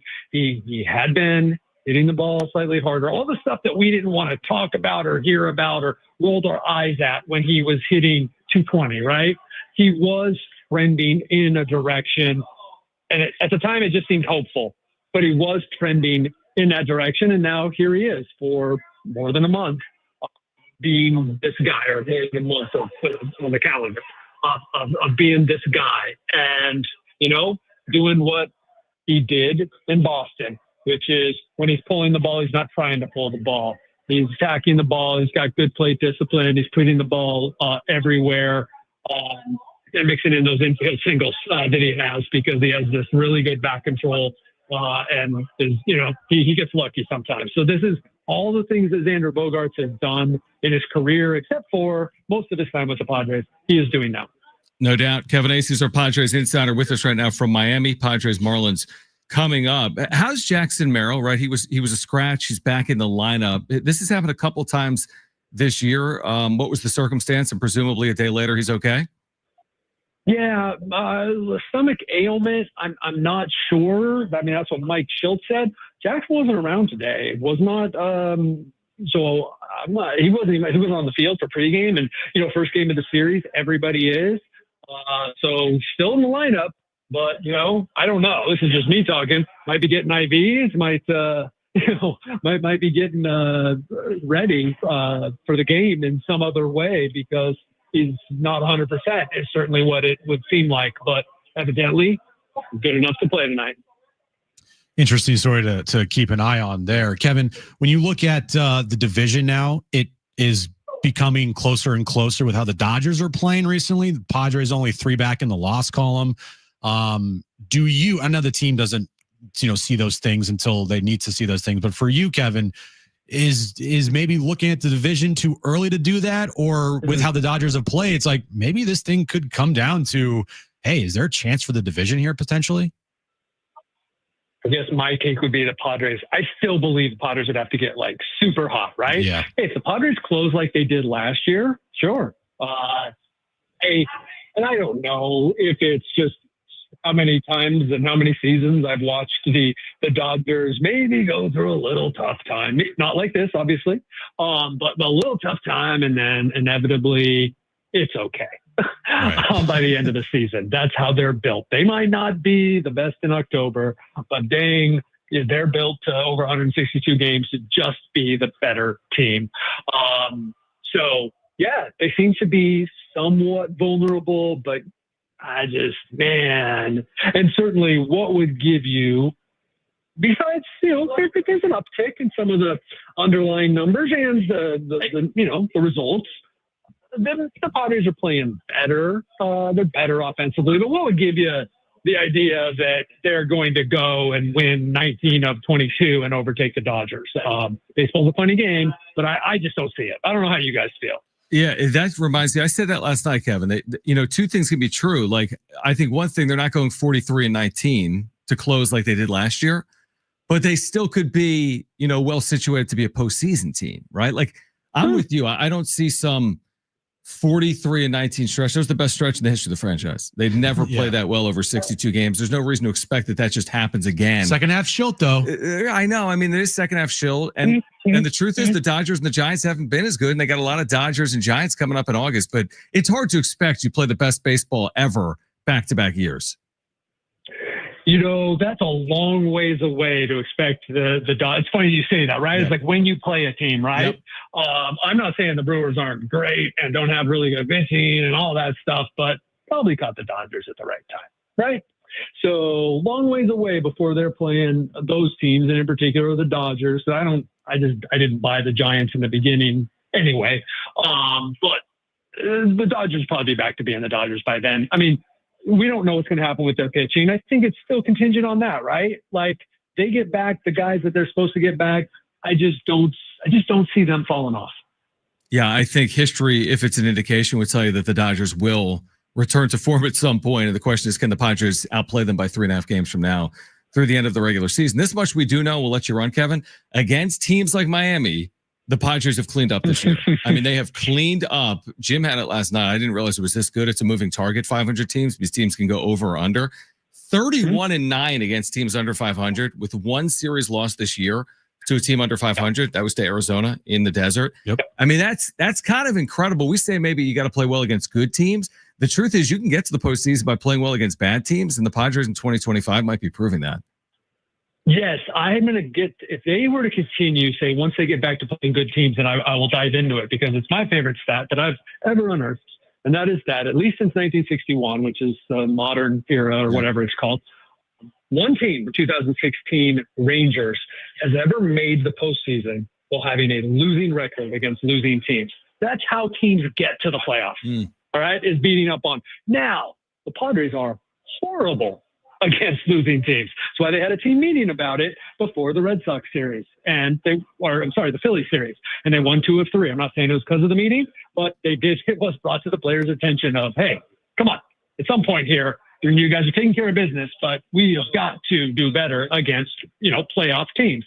And so I'm just wondering, like, how much can they depend on beating bad teams and still make the playoffs? At some point, they got to do better. And my other point is, mark my words, this Marlins team is dangerous. Yep.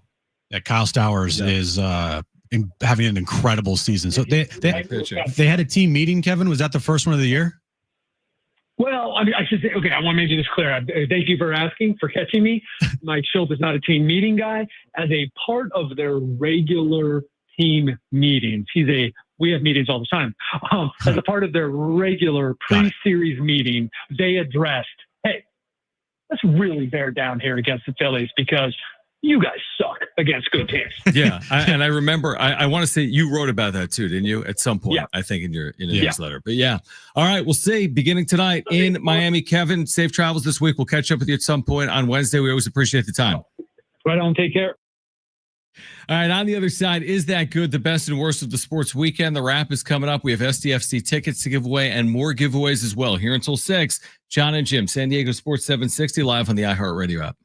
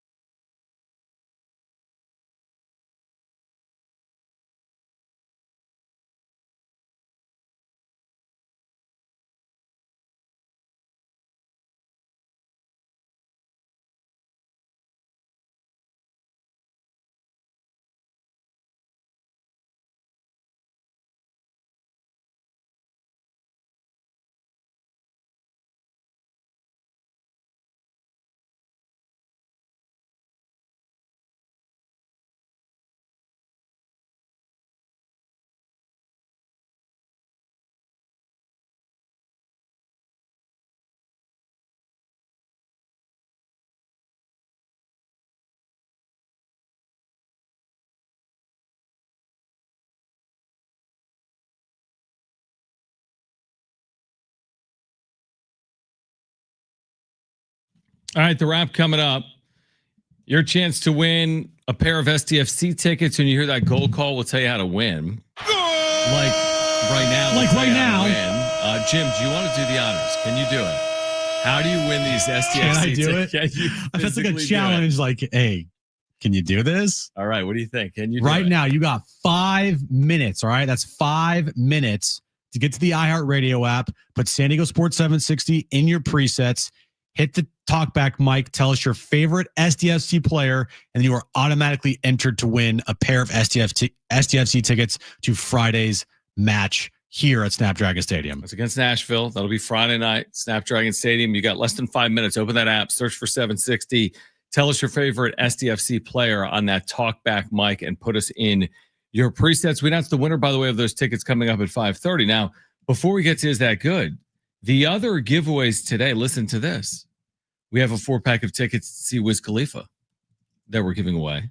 We're going to do that during Trainwreck Radio, which we haven't had since like the Clinton administration. It's been a while. We also have a 4-pack of tickets to see Creed coming up at the North Island Credit Union Amphitheater. We'll give those away in the 5 o'clock hour. So tons of giveaways over the course of the show. And right now, as we often do on Mondays, let's get to this.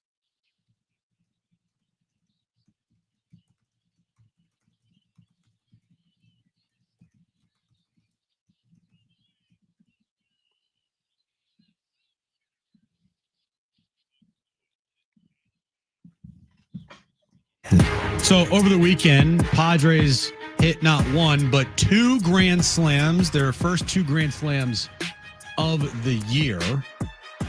Crazy note on this. Padres' last 4 grand slams have come against one team, the Washington Nationals. Who'd they play this past weekend? The Washington Nationals. Brent, is that good? Very good and very odd. You've hit 4 consecutive grand slams against a team that's not even in your division. You only play them 6 times a year. I will start with this, a wild story out of conference realignment. Memphis, we've talked about them on the show a lot over the last year, reportedly offered $200 million in endorsement money and more to the Big 12 Conference for an invite, but still got turned down. Is that good? That's not good. Are you kidding me? Very odd story. Memphis fully not committed to the American Conference. Will they ultimately land in the Pac-12? They tried for the Big 12 and got turned down despite offering just a crazy amount of incentives and money. And did they tweet today? Proud member of the American. Of the American. Well, you just offer the Big 12 hundreds of millions of dollars. Yeah, sure. And they still said no. Sure. Next for you. Nick Pivetta. Yeah. We haven't even mentioned Nick Pavetta's name today. We should talk more about him because he is having a fantastic year. One could argue it's the best free agent signing of this past offseason in the entire sport because he's on a $1 million deal this year. Now, next year he's going to bump up to about 23 million. But this year he's getting paid $1 million. And he's 10-2 with a 2.81 ERA. A 1 whip, and 115 and a third innings pitch with 127 strikeouts on the year. Should have been an all-star, but look, he has been amazing for the Padres. Brent, is that good? It is good. It's a good point. We'll touch more on him throughout the course of the next couple of hours. My second one is Xander Bogaerts. Here are the numbers. He's awesome. Oh, that's good. Over the last 26 games. Like, awesome. Is that good? Like nobody's ever hit awesome, Jim. And he's hit awesome. Well, now the worry is that because he's getting all the praise today, that he won't be awesome. That he's going to go back to old Xander. Or maybe he'll double down on his awesomeness. And just be even more awesome. Awesomer? Yeah, exactly. Maybe he'll go back to old Xander. Right, like 2017 or maybe. Something like that. What else you got? This actually just came down. It's a little breaking news here that I'm going to add to the Is That Good? Okay. Just saw it on the timeline, but Phillip Rivers. Is he coming back? No, he's not coming back, John. Are the Chargers coming back? He's coming back to San Diego. Another kid? No, not another kid. He announced that he is signing a 1-day contract with the Chargers and retiring as a Charger. Now, it should be noted, he is a San Diego Charger. Now, he did play a couple seasons up in Carson. Yeah, he did. Never played in the new stadium there, SoFi. But he is a San Diego Charger. I think it should be noted that, and talked about that Phillip Rivers is retiring a Charger today. I think that's pretty significant. Brent, is that good? This isn't the typical Hartman, no, he's not a Hall of Famer. But let me go down this path. If he does one day end up in Canton, what does it say for the Chargers when he ends up in Canton? What do you mean? Well, he spent time for the LA Chargers and he spent time with the San Diego Chargers. So does it have the name LA Chargers on his No, it will plaque? say San Diego and LA. San Diego and LA. Same thing with Antonio Gates this year. It's going to say San Diego and LA. He just played says both Chargers. places? Yeah. Because he played. Yeah, I know, but it's like what would happen in baseball? You get I guess it's the same. It You mentions get one hat. You get one hat, but it says on your plaque who you played for. So then I would also, it's kind of annoying that it would probably say he played for the LA Chargers. But it's factual. Yeah, it is factual. It's not like he didn't move the if they left out San Diego on That'd and it's not on his description for the Hall of Fame, that'd be a problem. Yeah, they probably won't do that. It's not like he's going to go in as a cold. No. Imagine if they're in his 2 seasons in Carson, he set franchise records for most Carson passing yards. My final one is. By the way, I do want to talk about a little what the Chargers are trying to do here coming up, which is a clear slap in the face to every San Diegan, but continue. We've talked about that, right? What are you going to say? Well, they're continuing to double down Right. with stuff like they're doing today with Phillip Rivers and signing him to retire as a Charger. They're doing all these things to bring back memories of the San Diego Chargers, right? I know Antonio Gates is going in the Hall of Fame. They didn't choose that. This just happened to be the year that he was eligible, and he is going in. But the jerseys, bringing back Phillip from a one-day contract to retire as a Charger. Training camp at USD. Training camp at USD. All of this stuff trying to muster up the San Diego Chargers memory is an absolute joke by this franchise because they know they can't do anything in LA to break through. So they're trying to come back to the San Diego fan base and bring them along the ride. And it's a joke. And I know what they're doing. And you can't fool us. Yeah, the sad part is their largest fan base is here in San Diego. It's not in LA. So probably by appeasing San Diegans, you're doing a better job in appeasing people in LA. My final one is Scotty Scheffler, just the 4th player in Open Championship history to shoot 68 or better in all 4 rounds. His 4th career major. He is 3/4 of the way to a career Grand Slam. He's still only 29 years old. Is that good? 17 under in the Open Championship. He is on an insane run right now. A heater. I got some stats here for you for Scotty Scheffler. Here we go. So Tiger Woods in his heyday from 02 to 05. That was peak Tiger Woods. Right. 79 events, 18 tour wins, 4 majors. He didn't win any players. And so that was his 3-year run or 4-year run. 4 years, yeah. Scotty's run from 2022 to 2025 right now currently, 81 events, 20 tour wins, 4 majors, 2 players. Unbelievable. So better than Tiger when Tiger was at his peak and revolutionized the game of golf. Double-digit majors in store for Scheffler in his career. He's got 4 since 20s. Man, that 2 minutes yesterday of him celebrating must have been euphoric. Yeah, no doubt. We'll get to the wrap on the other side. We're giving away SDFC tickets for Friday. Other great giveaways, including tickets to see Wiz Khalifa, will give away in the 4 o'clock hour. This is Jon and Jim, San Diego Sports 760, live on the iHeartRadio app.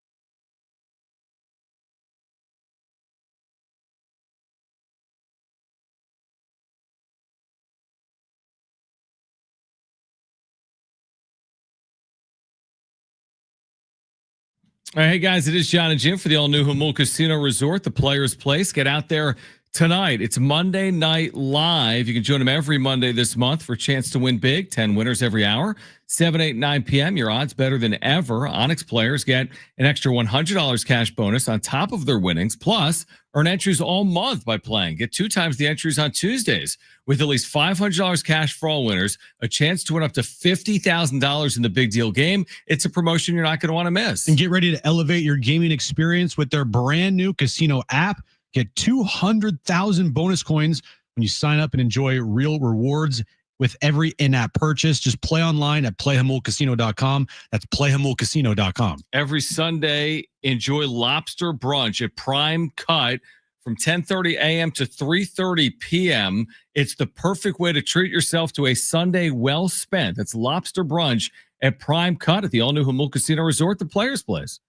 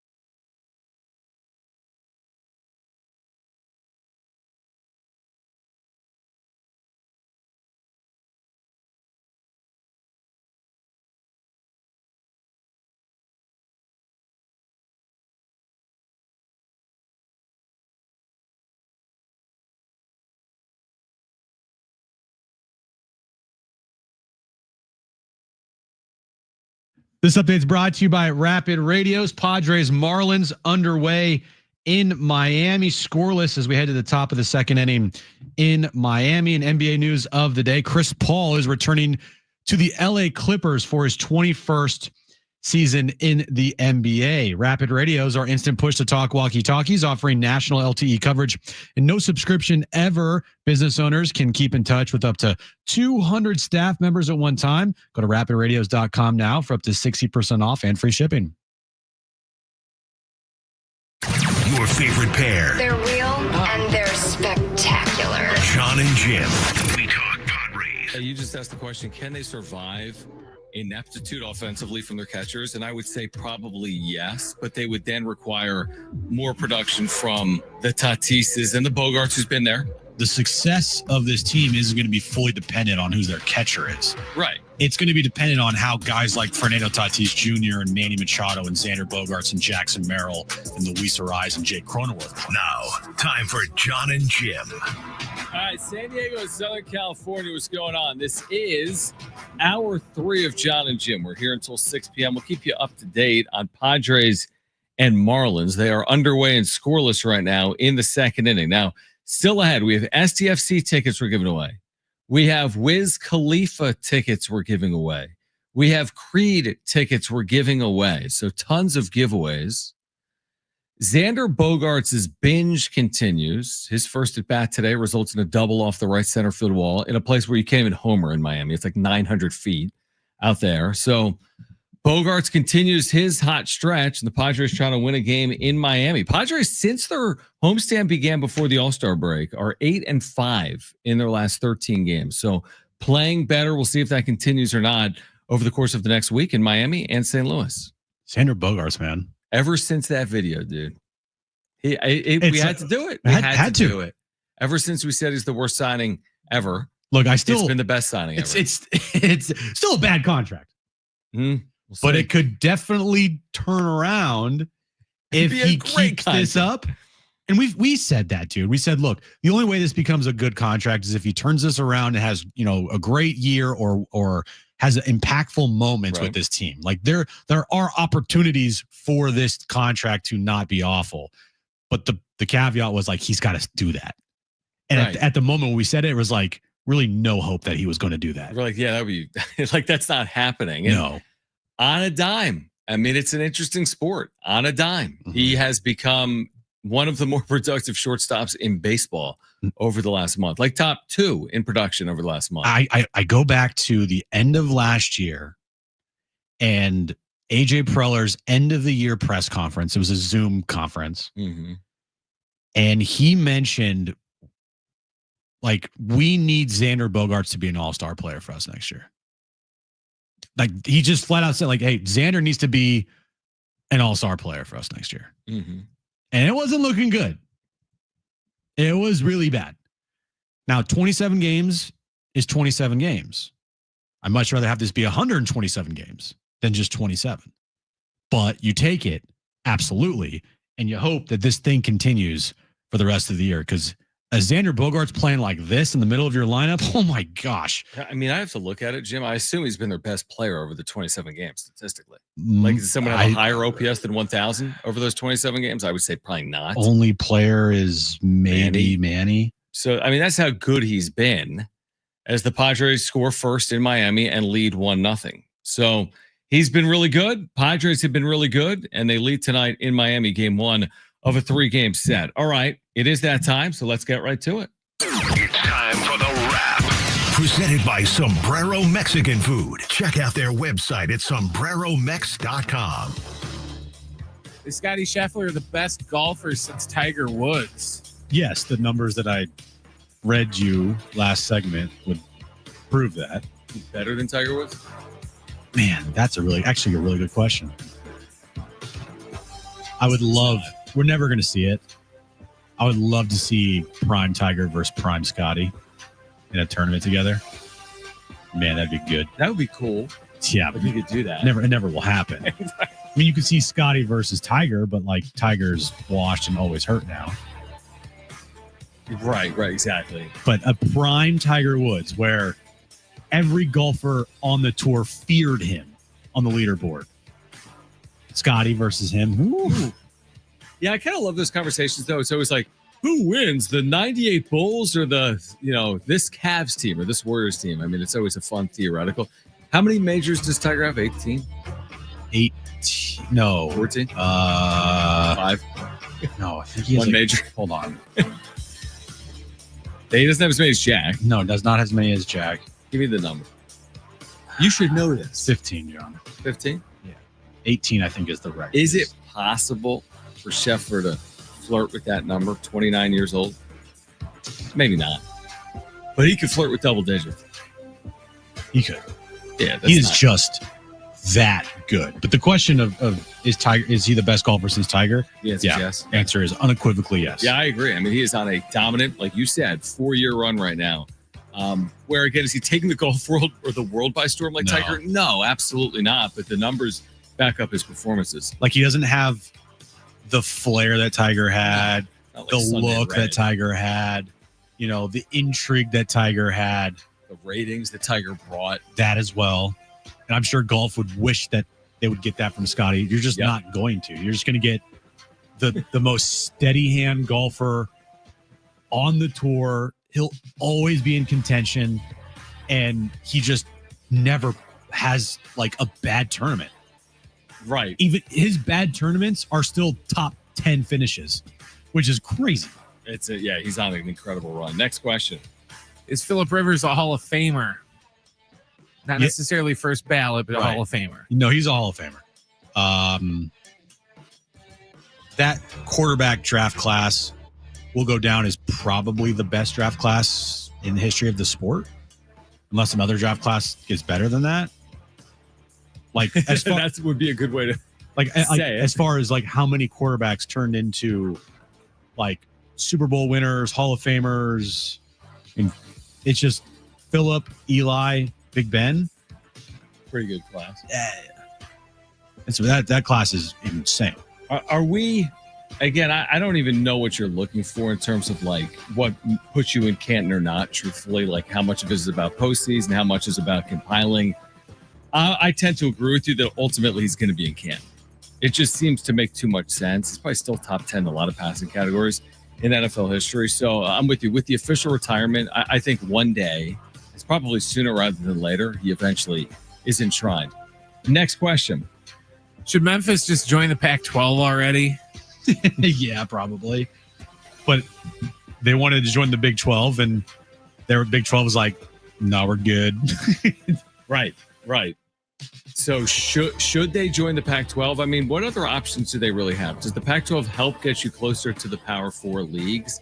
I would say yes. Could you just stay in the American? I mean, you could, but there's apathy with their program or their fan base. So, I mean, I think it makes sense. Again, they're not like a stone's throw away because they're in Memphis.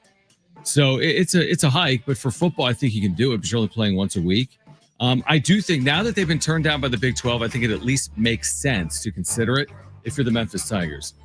Next question. Is this a must-win series for the Padres? It's not a must-win series, but the way that they've been trending against bad teams, you'd be surprised if they lose this series. They have cleaned up against teams under 500 this year. I want to say they have one of the best records in baseball against teams under 500. Who's better than 31-9? I'll tell you because I can look. Kind of. Well, not a lot of teams are probably better than 31-9. No, probably not. But if you think about it, if the Padres continue to play well against bad teams, they have a good amount of bad teams remaining on their schedule. Now, August will be difficult because you play a lot of good teams and a lot of teams over 500. We'll see about the Giants and Dodgers. I don't think the Dodgers are going to continue to play like they're playing right now through the middle of August, where you play them 6 more times. But you're facing almost all winning teams in August. And if you get through August, September, man, it is set up for you on a silver platter against a lot of. I mean, you play the Rockies 7 times in September. You play the White Sox 3 times. So you play the White Sox and the Rockies 10 times in September, along with the Baltimore Orioles, who are going to be out of it. They're going to sell at the deadline. They're an awful team this year. So you have 13 games in September against really bad teams. There's one team with a better record. The Dodgers. And they don't have a better record by winning percentage. There's 2 teams in baseball with single-digit losses against sub-500 teams. The Padres, who have a 775 win percentage against teams under 500. That's the best in baseball. And the Cubs, who have a 774 Cubs have been raking up win percentage against teams under 500. They're 24-7. The Cubs and the Padres are 31-9. Padres trying to do it again against a quote-unquote bad team. It's actually a team that's gotten better in the Miami Marlins, but the Padres have scored the first 2 runs tonight in South Florida and lead 2-0. It's a very good starting pitcher tonight for the Fish. So an encouraging start for the Padres. But yeah, I mean, it was interesting when we had Kevin on. He's like, typically you gotta, I mean, you think your path to the postseason is at some point you'd have to be good against good, but really right now you kind of have to be good against bad. And the Padres are proving, I mean, 775 winning percentage against teams that are bad. That's unbelievable. I didn't expect that until you said it last night. Yeah, the worry is how they play against good teams, but the last good team they played against, they took 2 or 3 from Philly. Right, before the break. So as Kevin told us earlier today, they in their, team meetings that they have every game or almost every game, it was expressed like this has got to stop. We have got to play better against good teams. They know it. We knew it. We talked about it. Just look at their record against bad teams. It's not good. No, against good teams. It's good teams. It's gotten better, but still it's not anywhere where you want it to be. Right. So if you continue to rake up against bad teams and then you start playing better against good teams, like I don't think they're going to have this run in the second half like they had last year, but and they could have a good enough run to, like, if they, like we said, 38-28, the number they needed to get to reach 90 wins. That's 10 games over 500 in the second half. That's really good. It is. And if they do that, they'll be in the postseason.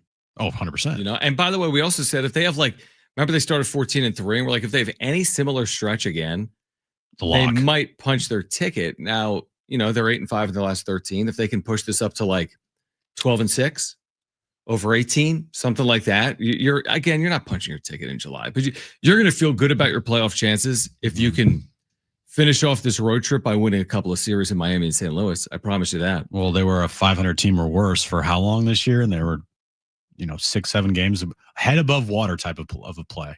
And they're still under 500 since 14-3. They are. And since Xander's hot stretch, they're only 14-12. Yep. So they're not, playing great baseball. They're playing okay, good to good baseball. Right. With the potential, if they, rip off a couple series here to be really good and putting themselves in really good position. All right. Jim is going to follow up on what he was talking about to close last hour about the Chargers and their current apparent outreach to San Diego after leaving San Diego about 9 years ago. Coming up later this hour, your chance to win Wiz Khalifa tickets. We have SDFC tickets we're giving away. We'll announce the winner of those tickets at 5:30, and we're here until 6 p.m. Don't go anywhere. Jon and Jim, San Diego Sports 760 live on the iHeartRadio app.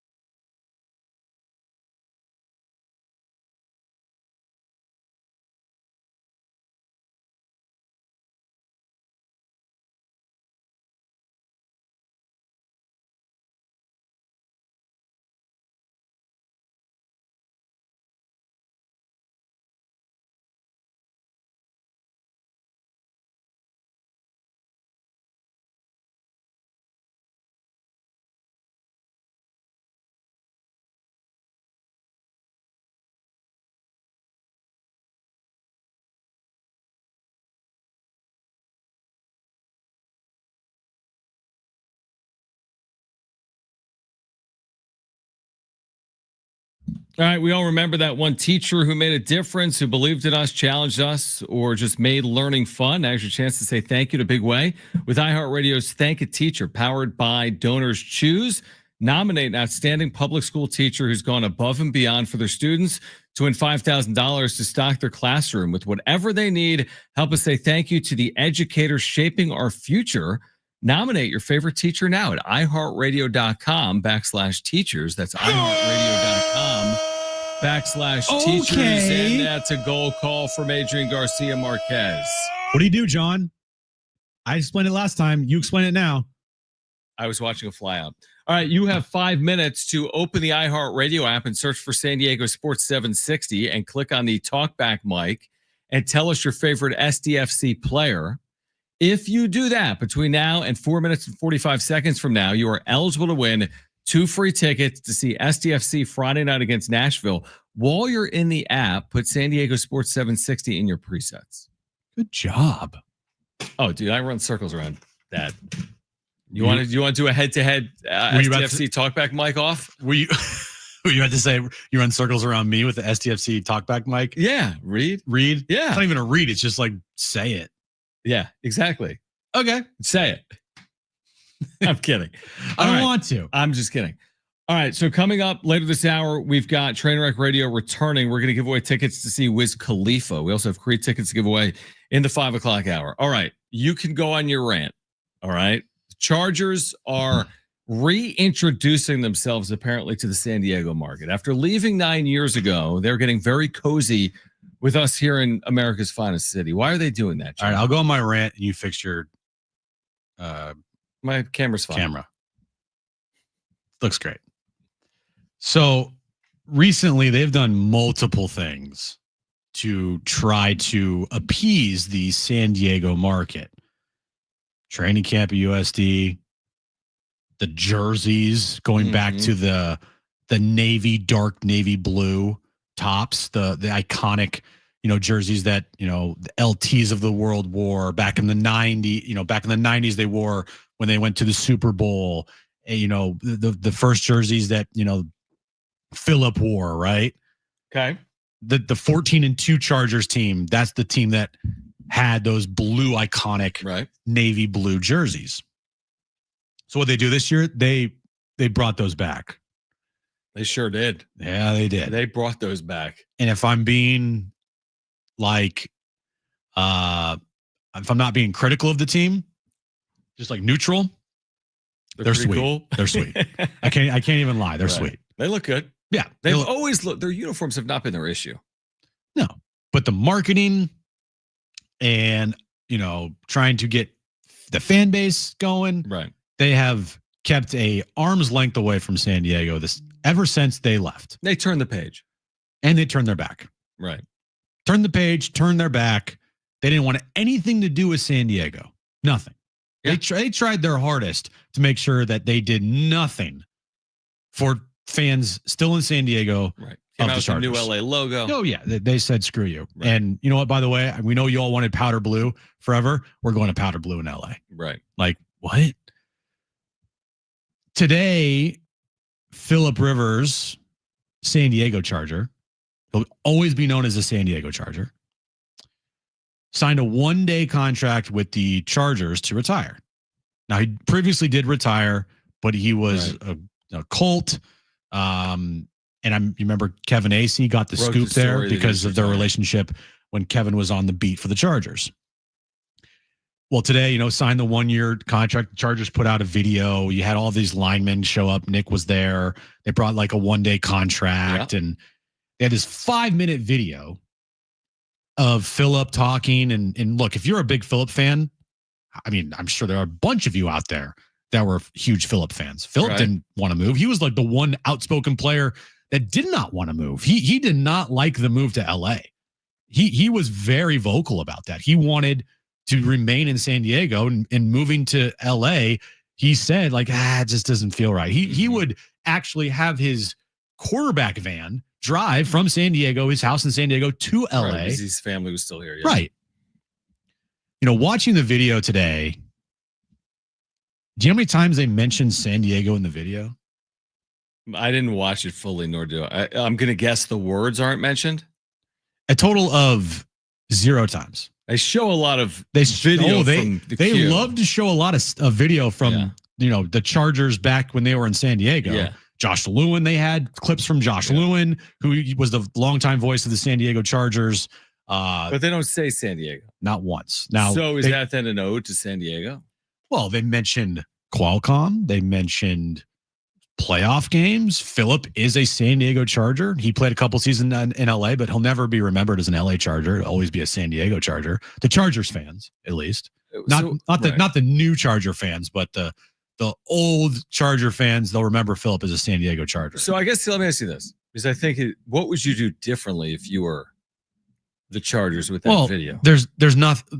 Here's the thing is they're too far gone. Right. So there's nothing they could do differently because they're damned if they do, they're damned if they don't. That's what I was thinking. I mean, if he's going to retire as a Charger, what else are they supposed to do? It's just kind of to me, it's just a clear slap in the face, and it's a cry for like, hey, we're trying to regain our San Diego fan base, but it's too late, guys. It is way too late. The bridge is already burned. You can't rebuild this bridge. And if you tried, a lot of people in this town don't want you to. Mm-hmm. Now, granted, there are still a lot of Chargers fans in this town, for sure. I'm not saying there aren't, but it's significantly less than there was. I can tell you that. Yeah, definitely. So they already effed this thing up from the beginning. But the fact that they're trying their hardest now to appease to the San Diego Charger fan more than anything this year with the jerseys.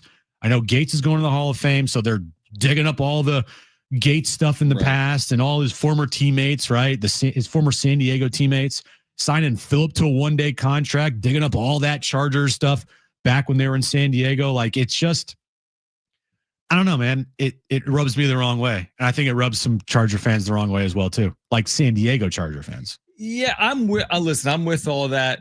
I don't know what else they could really do with, like, are they signing Rivers to a one-day contract to bring back memories of San Diego, or are they just signing Phillip Rivers to a one-day contract? Well, what they're doing is, it feels like this whole year is a giant campaign to try to reach out back to either former San Diego Charger fans or current San Diego Charger fans and bring them along the ride to LA. Because a lot of their marketing this year and a lot of the things they're doing are like heavy into San Diego. Thing is, you can now, their franchise can never escape San Diego because their franchise is. I mean, but that's the problem is San Diego. They did everything they possibly could to erase the San Diego Charger name, and now they're trying to go back to that. You can't go back to that. You've already tried to erase it. You tried your hardest to make sure that anything San Diego Charger was dead. So now you're going back to that with the jerseys and the training camp and the fill-up and, everything. Yeah, I agree. I do agree. I do agree. I mean, the thing is, like you said, they're damned if they do, they're damned if they don't, specifically in San Diego. There's no way getting around that. There's just no way to get around it. All right, we are here until 6 p.m. Coming up later this hour, a chance to win a 4-pack of tickets to see Wiz Khalifa. That's coming up Friday, August 8th at the North Island Credit Union Amphitheater. We have SDFC tickets we're giving away as well. We're keeping you updated on Padres and Marlins from South Florida. Game one of the 3-game series is underway. This is Jon and Jim, San Diego Sports 760, and live on the iHeartRadio app.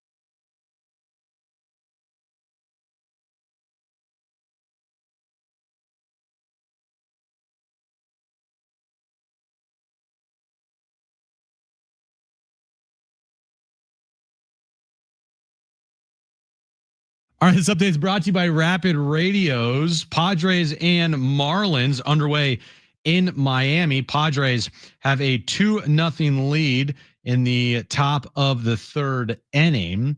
Moving over to the NBA, Chris Paul, he has signed a 1-year deal with the LA Clippers for his 21st NBA season. Rapid Radios are instant push to talk walkie-talkies, offering national LTE coverage and no subscription ever. Business owners can keep in touch with up to 200 staff members at one time. Go to rapidradios.com now for up to 60% off and free shipping. All right, Jon and Jim, San Diego Sports 760. Why are you laughing? We'll get to, we're giving away Wiz Khalifa tickets coming up. Why are you laughing? I'm laughing. You're laughing at me? Why? No, I'm not. I was thinking about, here's what I was just going to bring up WNBA All-Star Weekend. What about it? Was it a tree falling in a forest? Yes. That's what I thought. I didn't watch 1 second.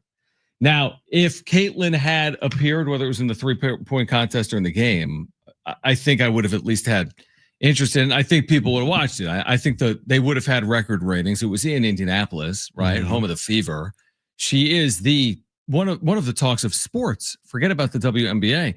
But she didn't participate, and it felt like that alone was the reason why. I haven't seen the numbers out of All-Star Weekend, but they can't be anywhere close to what they would have been if she would have appeared, would be my guess. There's just no way, right? I mean, what was the highlight? I have no idea. The 4-point plays with the you want to know the substitutions? All right, you want to know the highlight of the WNBA All-Star Weekend? I do. It was the women wearing shirts, pay us what they owe us. That was the highlight. Because that's the only talking point. That's the kind of the controversy, I guess, out of it. From this weekend with the WNBA. Now there's like very strong stances on both sides of why, the league should pay these women more. And then there's the other side of like, guys, are you serious? The reason why you're even in this position is because of Caitlin Clark. Mm-hmm. Like without Caitlin, you got nothing. So what are we doing here?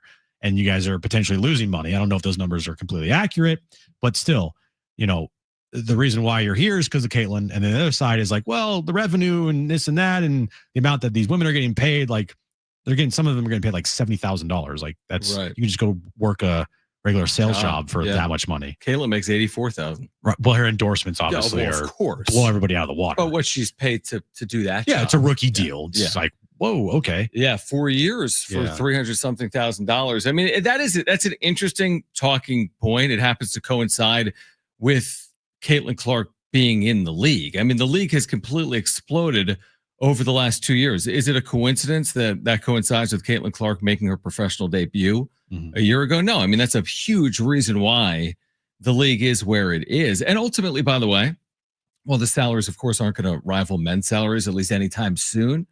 Salaries are going up. Why? They have a CBA. It's due up. Television deal. The money is more today than it was before Clark and in recent history. Now, I don't know if you're ever going to have Shea type deals. I mean, the Shea deal is $70 million a year. Could you make an argument that Caitlin Clark, based on her salary, should make more than $84,514? Yeah, absolutely. You can make that argument. And I'd feel good about making that argument. Now, it's a rookie deal, so I get it. But some of the rookie deals in the NBA are probably what, 100 times that?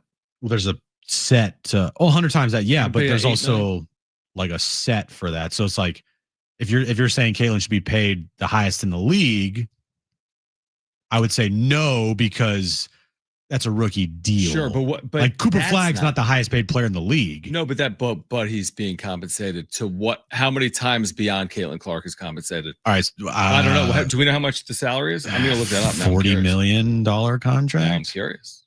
4 or 5 year, 40 million, something like that. So he's going to make 13.8. Okay, 4 years, 62 million. I was wrong. Okay. She's making 4 years, 300,000. Right. So 62 million, I'm going to use gym math, is more than 300,000. In fact, 10 times more is 3 million. 100 times more is 300 million. He's making 25 times. Okay. Caitlin Clark. But then the point would be, all right, if Caitlin's going to make X amount. Yep. Then like Asia Wilson, Kelsey Plum, players that have been in the league for a long time that are multiple time All-Stars, Linesco, that have like been free agents. Like MVPs. Yeah. Should be making then 15 times what Caitlin's making. But that's what goes on right right now in the NBA because Cooper Flagg, who's going to make $62 million over 4 years, Shea's going to make over $60 million in 1 year. Mm-hmm. So the same thing that, yeah, you're right. The A'ja Wilsons of the world would be making more, just like the Sheas of the world are making more than Cooper Flagg. But you also can't, if Asia's looking at, just say 10 million a year. Okay. All right. A'ja Wilson, regarded as one of the best WNBA players in the league. Okay. What is the revenue of the league and how much are they making? How much are they losing? And then can you withstand a contract or contracts of that amount? The NBA. That's the question. Yeah. The NBA just had a rights deal with NBC for billions of dollars. Their full rights deal's over 70 billion. Yeah. Billions. Yeah. All right. You're going to need a massive deal with their TV enterprises and the revenue stream in order for these women to make this type of money. Now it would help if Caitlin was healthy and playing, because then the players could be like, look at the ratings, right? You strike while the iron's hot. But my guess is the ratings are down right now because Caitlin's not playing. I think it's the two things can be true argument.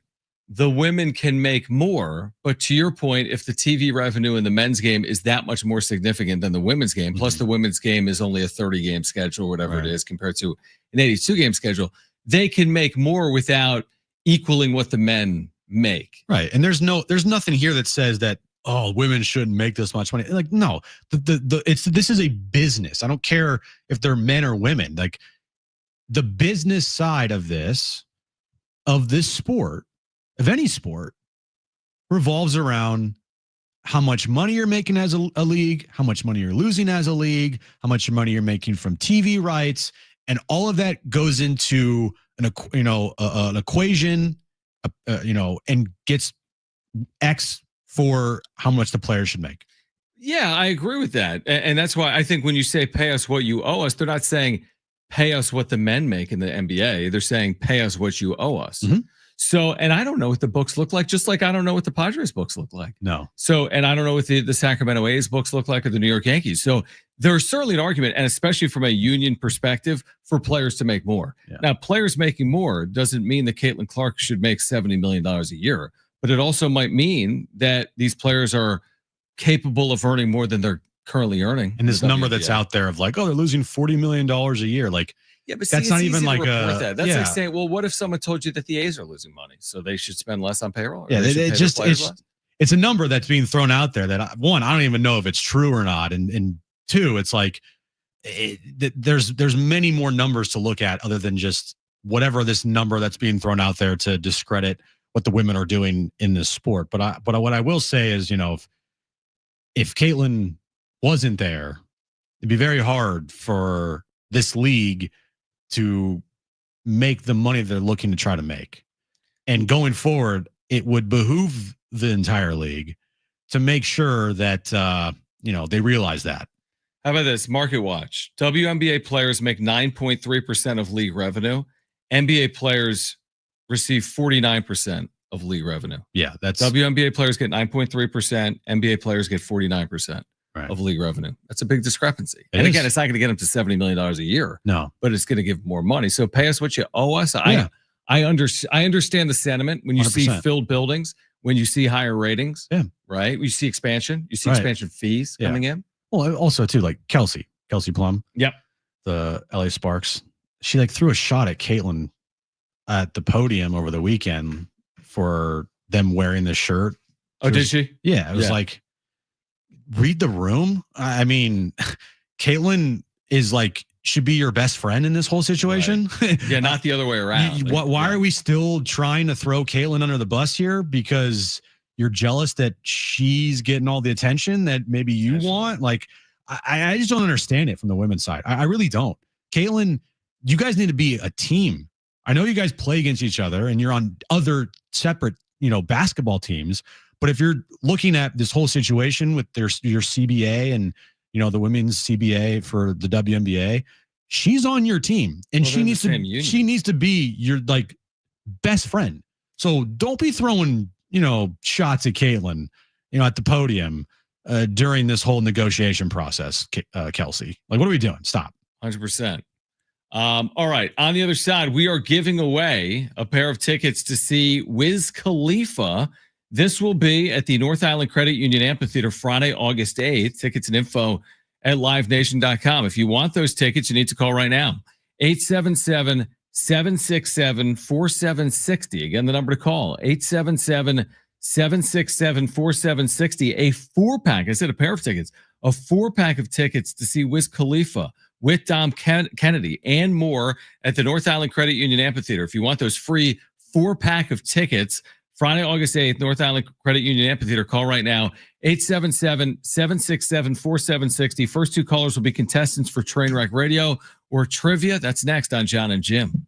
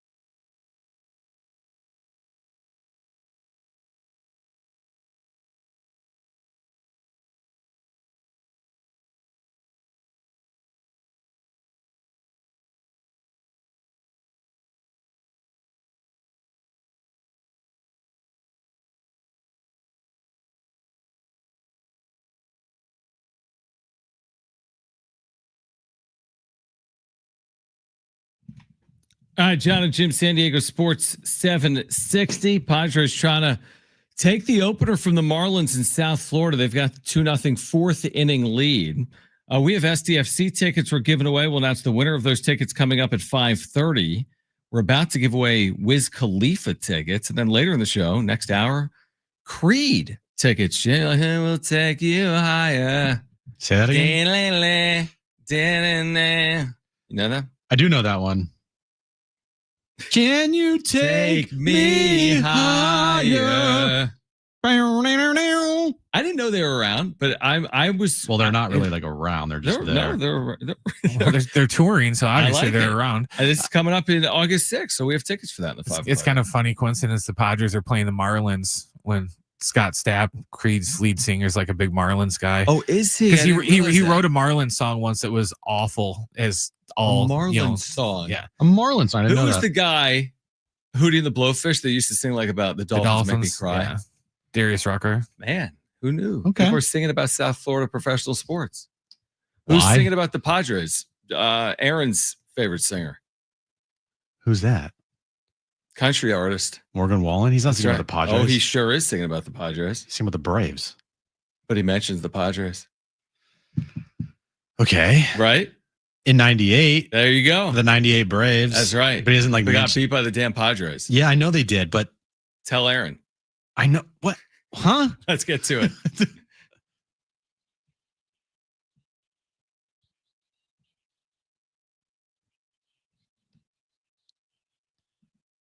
Three questions, two contestants, one lifeline. Today's two contestants, we have Justin and we have Kevin.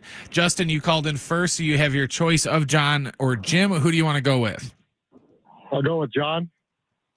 Justin and Jon. Yep. Kevin, you get Jim. Okay.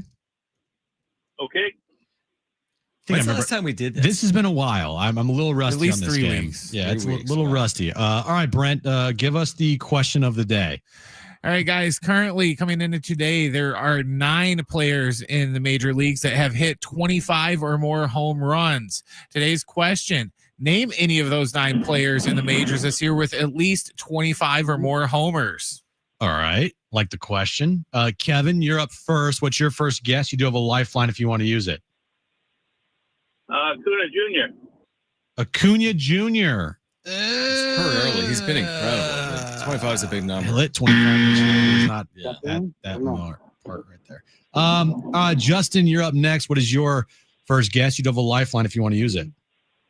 Aaron Judge. Aaron Good Judge. guess. Good guess. There we go. Kevin, back to you. What is your second guess? You do have a lifeline if you want to use it. Let's go with.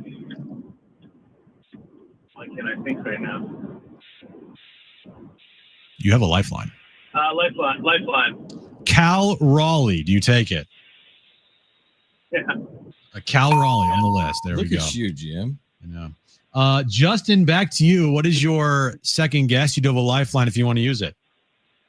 How about Shohei Ohtani? Shohei that's a good Ohtani. guess. Good guess there. Kevin, you're going to need this to stay in the game here. What is your final guess? And you do not have a lifeline, so this is all up to you. Let's go Mookie Betts. Mookie Betts. Has he homered this year? That would be. It he's actually not. sucks. He this has been year. awful this year, but that's a good guess. A year ago, it's over, right? Brent, is it over? It's over. Kevin ball won. game. Or sorry, Over. Justin won. That's the ball game. Yep, that was a quick. By the way, easy the feat. hottest hitter in baseball left out there, Eugenio Suarez. He's at 35 home runs, 36 home runs. He's hit 3 since the break, I think. He leads the National League in home runs right now. He will be traded. There's a very good chance he will be traded at least. Possibly to Probably. Milwaukee is what I heard this weekend. Interesting. All right, who else is on this list? 25 home runs or more so far. He is on the list. He's number 3, and I'm glad you said it because I can never say his first name. He's the SGA of Eugenio baseball. or Yeah, Eugenio, I yeah. can never say it. I don't know why. Big Dumper is number 1, obviously. He's got 38, then Aaron Judge, then Suarez. Shohei's number 4. Kyle Schwarber is number 5. Seiya Suzuki is number 6. Another Cub, PCA, is he's also tied for 6. Then Riley Green from Detroit, and Junior Camarino is the last one. Well, Kyle Stowers. I thought he might have been on the list. He might be on this list by the end of this series. At the end of the night. At the end of the night. You know what's funny? He's hit a solo home run. It's 2-1 Padres. Earlier in the game, he flat out to deep right. He's got 22 now. Yeah, 22 home runs. Having- What's his contract status and age and all this? That's a good question, John. Well, right now, he's hitting 294, 21 homers, a 927 OPS. 22 homers now. Sorry, 22 homers right now. He's 27. His last 7 games, he's hitting 500 with a 1227 slug. He's been amazing. He's not going anywhere because he's not arbitration eligible till 2027. He's from Baltimore, too, by the way. Oh, is he? He came from the Baltimore Orioles organization. What college did he go to, Jim? That's a good question, John. I would not know that. Actually, I do know that. Stanford. I was going to tell you that. But I already know. Do you know when he debuted in the major leagues? I would say, hold on, because he's over. I would say that he debuted last year in the major leagues. Nope. 2023. Nope. This year. Nope. He never debuted. Correct. When? 2022. Oh, really? He's been around since. Okay, I didn't realize that. Did you know what his most important fun fact is? I do know He's from San Diego. He's from El Cajon. He's from El Cajon, exactly. Look at this. We know everything about Kyle Stowers. Man, that'd be a nice addition to the Padres organization. He's not going to be traded, though. It's not happening. All right, Justin. What has Justin won? He's won a 4-pack of tickets to see Wiz Khalifa coming up on Friday, August 8th at the North Island Credit Union Amphitheater. Tickets and information at livenation.com. If you didn't win those tickets, we're giving away SDFC tickets for Friday night against Nashville FC. These are all big matches, by the way, for SDFC, right in the thick of things in the West. We're giving away tickets for that match on Friday. We'll have the winner of that coming up at 5:30. And we also have a 4-pack of tickets to see Creed. Again, that's August 6th at the North Island Credit Union Amphitheater. We're giving those away in the 5 o'clock hour. Kyle Stowers, known Padres fan as well. What did he tweet out? I just saw a tweet get posted on my timeline from Kyle Stowers in 2016. Okay. If the Padres trade away Will Myers, I will be devastated. He's one of us. One of us. Wow. 2016. He was worried about Will Myers being traded. Is this Kyle Stowers, though? His last tweet was in 2020. So maybe it is. It probably is. He would have been a teenager in 2016 if he went to Stanford in I think he was drafted in 2019. It would fit as a possibility out of El Cajon. He's retweeting Stanford baseball stuff. And this probably him. Let's see what else he's got on this page. Is he ripping AJ Preller in 2016? That would be That'd funny. be amazing. I mean, who else is tweeting? He says, I double dog everyone to be more positive on Twitter. And then he left the app 6 years ago. Let's see what else he's got. If I find something, I'll retweet it. But it's, I guess Kind it of is. vanilla. Yeah, he's just a lot of retweets of stuff and Probably Stanford stuff and some Philip Rivers stuff. Actually, Oh wow! I wonder what he thinks of today's announcement. Yeah, maybe he's sitting there and be like, "Oh, I got to hit a homer for Philip." Yeah, exactly. All right, final hour of Jon and Jim on the other side. We're giving away Creed tickets and SDFC tickets. The latest from Miami, where the Padres and Marlins are underway. This is Jon and Jim.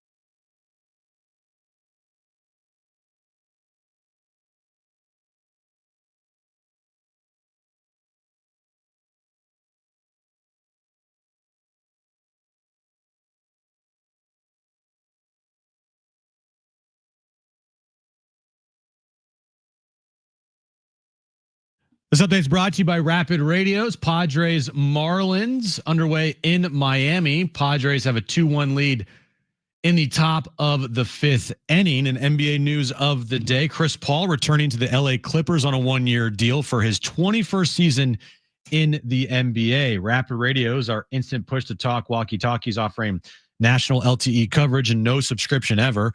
Business owners can keep in touch with up to 200 staff members at one time. Go to rapidradios.com now for up to 60% off and free shipping. Your favorite pair, They're real and they're spectacular. Jon and Jim. We talk Padres. You just asked the question, can they survive ineptitude offensively from their catchers? And I would say probably yes, but they would then require more production from the Tatises and the Bogaerts who's been there. The success of this team isn't going to be fully dependent on who their catcher is. Right. It's going to be dependent on how guys like Fernando Tatis Jr. and Manny Machado and Xander Bogaerts and Jackson Merrill and Luis Ariz and Jake Cronenworth. Now, time for Jon and Jim. All right, San Diego, Southern California, what's going on? Final hour of Jon and Jim. If you missed Kevin Acee missing Kevin Acee. You'll hear Kevin Acee. No, you won't hear Kevin Acee. Not going to hear Kevin Acee today. You won't hear him again probably until, I don't know, tomorrow? No, actually Wednesday. You'll hear him again Wednesday. And then if you miss him Wednesday, you'll hear him later Wednesday. And then you'll certainly hear him Friday. And then you'll hear him later Friday as well. You know what kind of bothered me today before this game? I'm still waiting for the email of Mike Schill talking to the media in Miami. Still crickets. I mean, maybe you've been also taken off the list. I'm on the list. I'm getting emails. I just didn't get any pregame audio. It's almost like he didn't talk to the media. So maybe he's mad.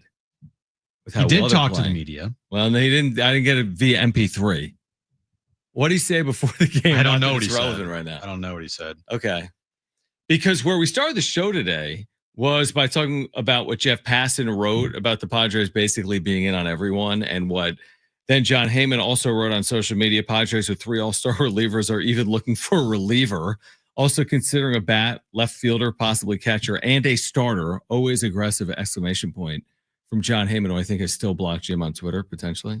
Yes, I'm blocked. The good thing, though, on X now is that even if you're blocked, you can still see stuff. That doesn't make a lot of sense. It's, yeah, kind of odd. But I mean, you look at the names that Passan is, link is a strong word, but saying that the Padres could have interest in, and it's like the league. I mean, it's like the players that are available. Guys like Jaron Duran and Stephen Kwan, pitchers like Seth Lugo and Zach Gallen, outfielders like Luis Robert Jr. and Taylor Ward.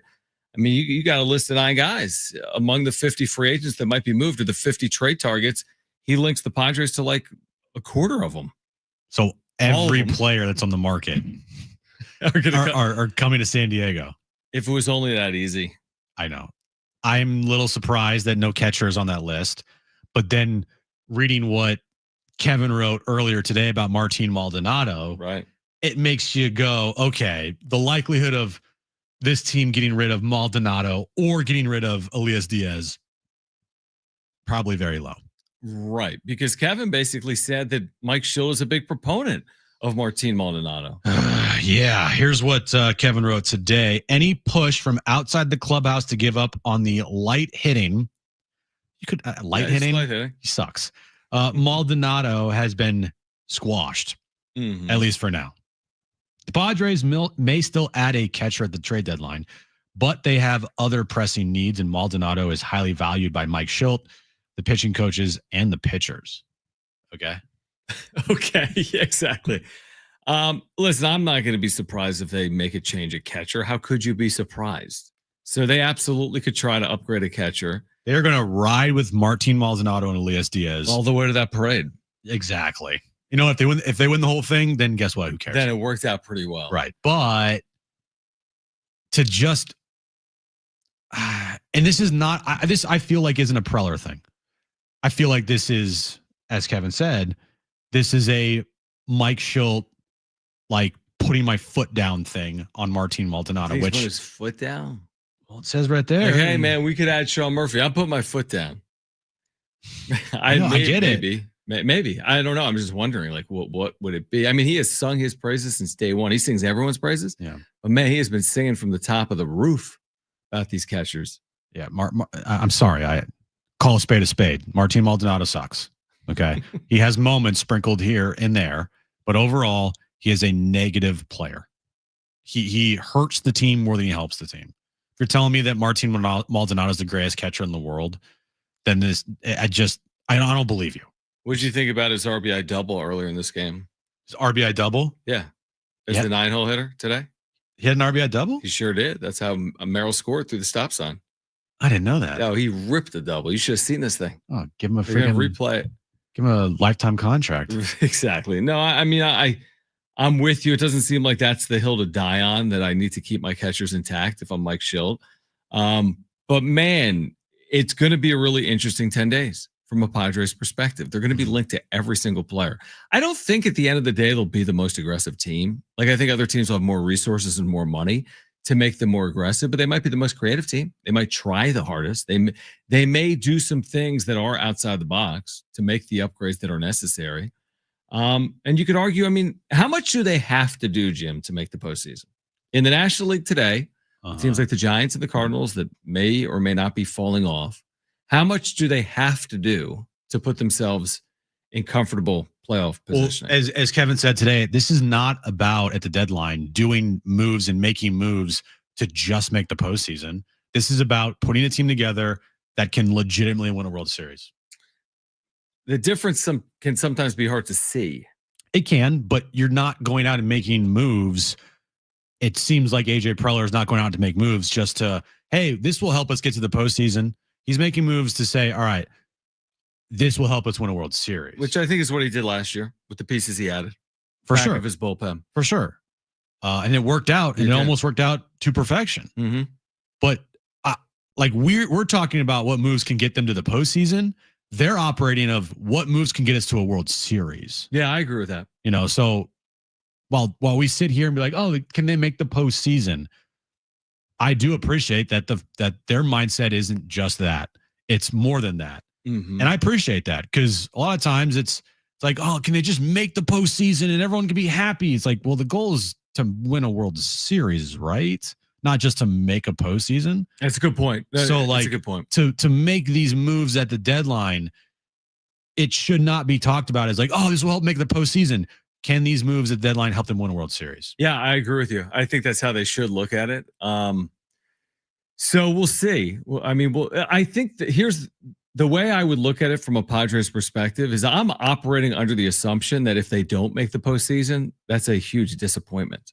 Yeah. So under that assumption and based on the way they've played, I mean, they're still 9 games over 500. They're in a playoff spot right now. They're multiple games clear of a playoff spot. I think most people see it like, yeah, they're going to make the postseason. My thing with baseball is once you're in the postseason, you do have a chance to win the World Series. Now, I think you have a better chance by improving your roster, but there are no guarantees. Last year, they had that improved roster. They were playing very well, and they lost in 5 games to the Dodgers. But I think if they get in, no matter what they do at the deadline, I'll probably be telling people the day the playoffs start why I think the Padres can win the series that they're playing or make a run. I don't think they'll start the postseason if they're in it. And I'll be like, yeah, they're flawed. I don't know if they can win a World Series. I think by making it, you at least are giving yourself a chance to win a World Series. Every team is flawed this year. Yeah. Unless the Dodgers get super healthy and everyone starts performing on their team. Yep. But every team in baseball is flawed. So looking at the strengths of this Padres team, what are they? The bullpen. Mm-hmm. Okay. I think you could say, I mean, this is obviously not right now, but when Michael King returns, the front of the rotation with King, Pivetta, Darvish, Cease. Yeah, it's good. It's very good. It'll be good. Yep. Manny Machado's played great this year. Yep. Okay. Those are the strengths of this team. And they have played a lot of close games. And won a lot of close games. Exactly. Mm-hmm. You know, going into a postseason, and if you're a team that says we have the best bullpen in baseball, especially the back end of your bullpen, like your chances. That's a really good thing to have in a postseason series because pitching is going to win you a World Series. It could, yeah. So can you add to that? Can you make that even more of a strength of your team? Can you add a bat to help out your lineup? And then when you get Michael King back, Darvish remains in the rotation. He's getting, better every outing with a Nick Pivetta who has pitched fantastic this year. Sure has. And maybe Dylan Cease will have a second half resurgence. Like, we saw his first start out of the break. It looked amazing. I mean, yeah, that gives you a shot. Gives, like everything you just gives said, you a shot for sure, even if their offense isn't great. Yeah, you get the 5 innings from your starting pitcher, and then you turn it over in a tie game or with a 1 or 2 run lead, and you feel good because of your bullpen. I mean, this was the formula they used in 2024, I think, with probably a more effective offense, a more complete lineup. I think you could absolutely use the return to form from someone like Jackson Merrill, a strong second half from someone like Fernando Tatis Jr. But, all of a sudden you look up, you're like, there's some similarities between 2024 and 2025, specifically their bullpen, and specifically a strong, good enough rotation. Guys, the Kansas City Royals won a World Series with a dominant bullpen. I know, but I mean, the Padres had a dominant bullpen last year. Yeah, and if they got past the Dodgers, they were the favorites to win the World Series, were they not? They were, but unfortunately, again, there's no guarantee. You can have. I think the Padres probably had statistically last year in the postseason the best bullpen. I mean, maybe with the Dodgers. How many times the Giants won a World Series with an awful offense and great pitching and a great bullpen? Yeah, no, exactly. I think that 3 was times. I think that was kind of the formula last year. The Padres offense was good last year, but I think they said, let's rely on our bullpen to win series. More often than not, the teams that we have seen win a World Series were because not of their offense, but because of their great pitching. Right. And their bullpens. Yeah. Rarely have we seen a team just slug their way to a World Series and win every postseason game 8-7. That's rare. I mean, obviously, the Dodgers did it last year, not necessarily with starting pitching, but good bullpen. And their offense was good, right? I'd have to look at some of their run totals. I think their offense is very good last year in the postseason. But no, you're right. I mean, listen, the Padres aren't going to turn into a top 5 offense in the sport.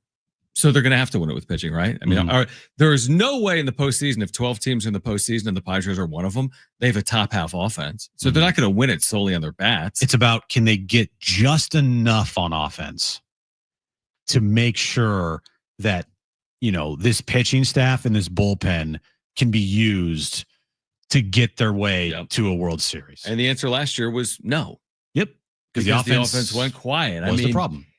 Deathly quiet. Obviously, in the final 3 games of that series against the LA Dodgers, would I be worried about that head against the postseason this year? Sure. I mean, if the Padres and Dodgers square off again, is that something that's going to come up in conversation a ton? You better believe it will. Mm-hmm. But guess what? That means you're playing the Dodgers in the postseason. I'm signing up for that right now. If you told me the Padres and Dodgers square off in the postseason, I'll tell you where is the piece of paper that allows me to watch that.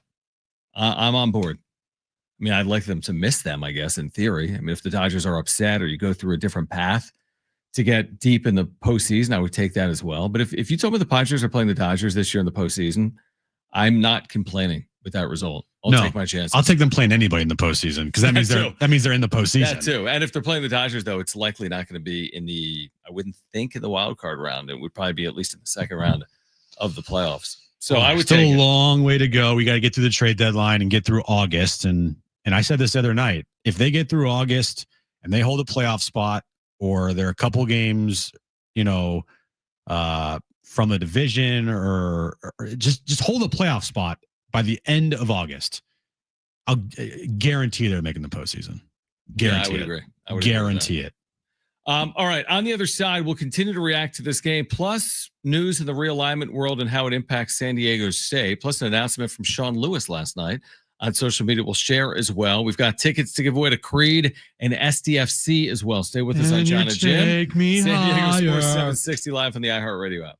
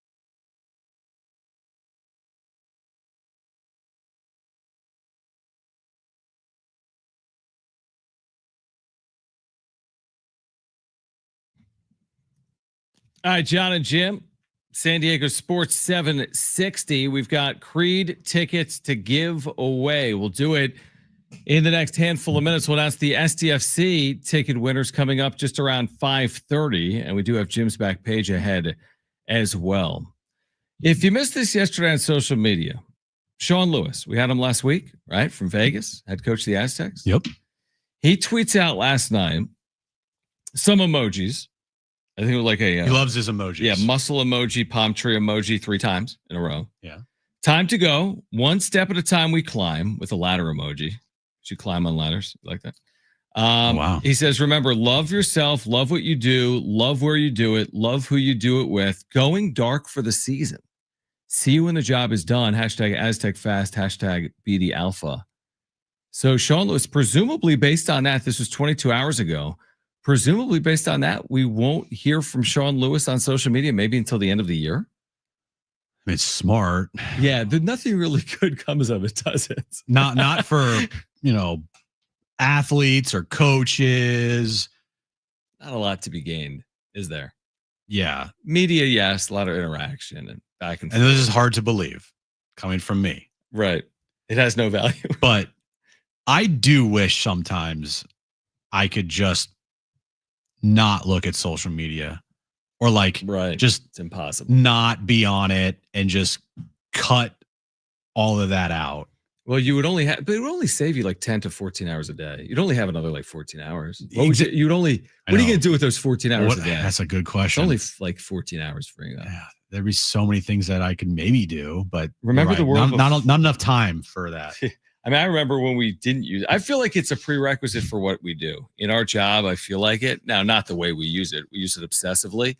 If I didn't do what I did, there's no way I would use it like this. I mean, part of it is a way for us to interact with viewers, listeners, followers, right? Yeah. Like it's a part of the job, basically. I mean, look at the emails we get from iHeart. I'm not kidding. I know. About social interaction and the importance of Instagram, this, that, and the other. I mean, it's kind of just part of doing what we do. They tell us here at iHeart that we have to be like social media influencers. 100%. So they literally do that. Yeah. They said, all right, well, you guys need to do all of your social media right and become influencers. Tag this, tag that. Yeah. And I do understand it. I mean, there's something to be said. We see how other people use social media. Some of these people are overly relevant because of their social. 100%. Because of the way their community interacts with them. Yeah. People now have careers off of just being social media influencers. But there's also Bill Belichick, who's done fine for himself. Nick Saban, he did pretty well for himself. They didn't go on social media in their careers. Yeah, and cutting out the noise, especially if you're a coach or an athlete in college or a professional athlete in whatever sport you play. That's one of the most important things I feel like is making sure that you block out all the noise. Mm-hmm. And what's louder than social media? Nothing. It is the loudest cesspool out there. And it's like one person, it could be just one person. Or it could be, even if it's it could be 5, thousands 10, of people. Even if it's 5, 10, 20, 40, it's like, well, in the grand scheme, 5 people saying something. What about the 7 billion that aren't? Yeah. There could be one person that says something wrong to you. Yep. That gets you and you're not able to sleep that night. You know? It's true. And it just bugs you and ticks you off and pisses you off. And it's like, why am I getting upset over this, about some random troll loser that I have never met or talked to in my entire life? I never will meet or talk to in your entire life moving forward. How many people tell me I suck every day and I've never met them in my life? That is actually a good amount of people. And I just I'm a nobody. Imagine if I'm a professional athlete or a head coach of a university or an NFL team, and I call the wrong play. I look at my phone. I have 75 messages on social media tell me how much I suck. That's why, honestly, if I was a coach, I understand its influence. I get there are recruits. You probably need to use it as a tool. But do I need to check that thing when I lose on a last-second field goal? Honestly, Not really. what value could it possibly have? So I kind of respect it. Like you just said, it's hard to do. I mean, it is hard to do. You're going to delete the X app. You're going to delete the Instagram app potentially if you're Sean Lewis for the next 3, 4, 5, 6 months. That is not the easiest thing in the world to do. But you know what? He's going to be fine. Yeah. Nothing good is going to come out of him spending any time on there. The other story today, we touched on it briefly earlier, the story involving Group of 5 football, is that Memphis, who has been linked to the Pac-12 but hasn't taken the leap as of yet, tried to, I mean, I guess the right way to put it was they tried to buy their way into the Big 12. Oh yeah, smart. They truly offered like $200 million in incentives to the Big 12 for them to be accepted into the league. And the Big 12 discussed this and maybe even voted on it as recently as today and said, thanks, but no thanks. I saw Ross Dellinger at Yahoo said, even with the no, this might be a model for future involvement in the Power Four for programs that you basically have to buy your way in. This is what SMU did to the ACC. But now that they've been denied, I do wonder if they rethink their potential move or no move to the Pac-12, because in the AAC, they've had apathy. They don't draw extremely well in football. They've had successes in basketball, but they haven't made deep runs. You wonder if they rechange their tune now that they're not getting in the Big 12. Is there a possibility of Memphis to the Pac-12? This has played out over the last year. Mm-hmm. I'm sure there's pros and cons on both sides, but I do wonder if that conversation increases in the weeks ahead after what happened today with the Big 12. Well, it wouldn't be for next year. It'd have to be for the following year, right? It's all about money. I mean, I have no idea, honestly. What if Memphis? What if after the first year of the Pac-12, it does really well, and then they make the leap, and then Memphis looks at that and they go, "Huh, maybe we should try to get to that league." Right. Let's say the champion of the Pac-12 next year makes the playoff. Mm-hmm. And then I think regardless, the Pac-12 after its first year should go out and try to get Memphis again. Like they should go out and make a push to get Memphis, just to add them to the conference. But that's after year one. After year one. Okay. Yeah. I see what you're saying. That's a possibility. That's a distinct possibility. Right. It may not be year one. But again, now that they've been denied by the Big 12, now that there's less paths, you do wonder if they pick up that phone and call the Pac-12. I think it'd be funny if the Pac-12 was just like, hey, you're going to give the Big 12 $200 million. You can join us for like $1.75. Yeah. Just give that to us. We'll give you a discount. Exactly. All right. Call right now if you want Creed tickets. We have them for caller number 3. A 4-pack of tickets to see Creed August 6th coming up. North Island Credit Union Amphitheater. Tickets and info at Ticketmaster.com. Caller 3 to 877-767-4760. You are going a free 4-pack of tickets to see Creed August 6th at the North Island Credit Union Amphitheater. Call right now, 877-767-4760. We'll give away those STFC tickets coming up on the other side. This is Jon and Jim.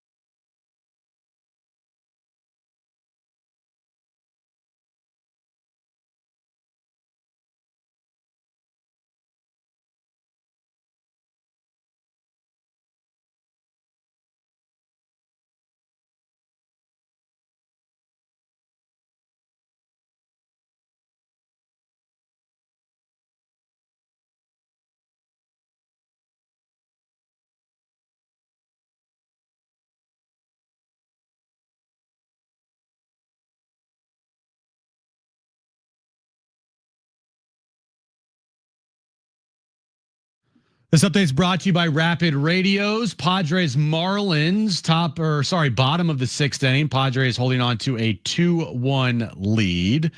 Move over to the NBA. Chris Paul has signed a 1-year deal to return to the Los Angeles Clippers for his 21st season in the NBA. Rapid Radios are instant push-to-talk walkie-talkies offering national LTE coverage and no subscription ever.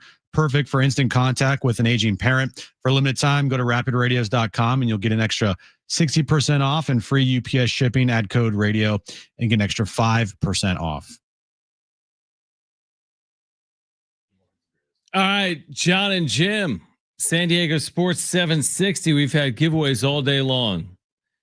We have another one right now. This is for those that entered to win STFC tickets by using our talkback mic today. We do have a winner of 2 free tickets. This is Friday night. San Diego FC, Nashville SC. And let's get a drum roll.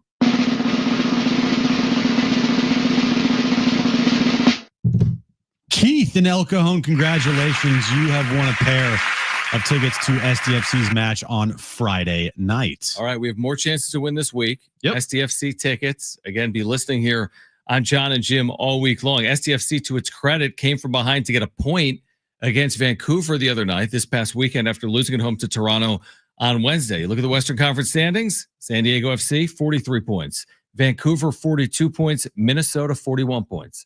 That is the top 3 in the West. 10 matches remain in the regular season for San Diego FC. That's it. 10 remain. First place right now. Yep, first place right now. And just a little heads up for anybody going to the match on Friday night. There's an opportunity, Jon. I'm listening. If you go to the match on Friday night and you see the San Diego Sports 760 tent outside of the stadium, you go to that tent, you have an opportunity to win a signed SDFC jersey by everybody on the club. What? You heard me. I did. Okay, so if you go to the tent, San Diego Sports 760, you can qualify to win a signed team SDFC jersey. Yes, it's an activation booth where it has a QR code to give you all the information how to sign up to win, to be entered to win. There's also picture opportunities as well, but we are giving away a signed SDFC jersey by everybody on the club. Chucky? He's on the club. He's on the club, Jon. Dreyer? He's on the club. Olasky? He was on the club at the time of this signing. Of the signing? Okay, I like it. So it is a first place club, inaugural season. Club. Yeah. So if you want a signed jersey by every player on the team, find the San Diego Sports 760 tent on Friday night, and you go to that tent and find out how to win this signed SDFC jersey. Do you know where the tent will be? I don't know the exact location, but when you go to an SDFC match, there's that little like grassy.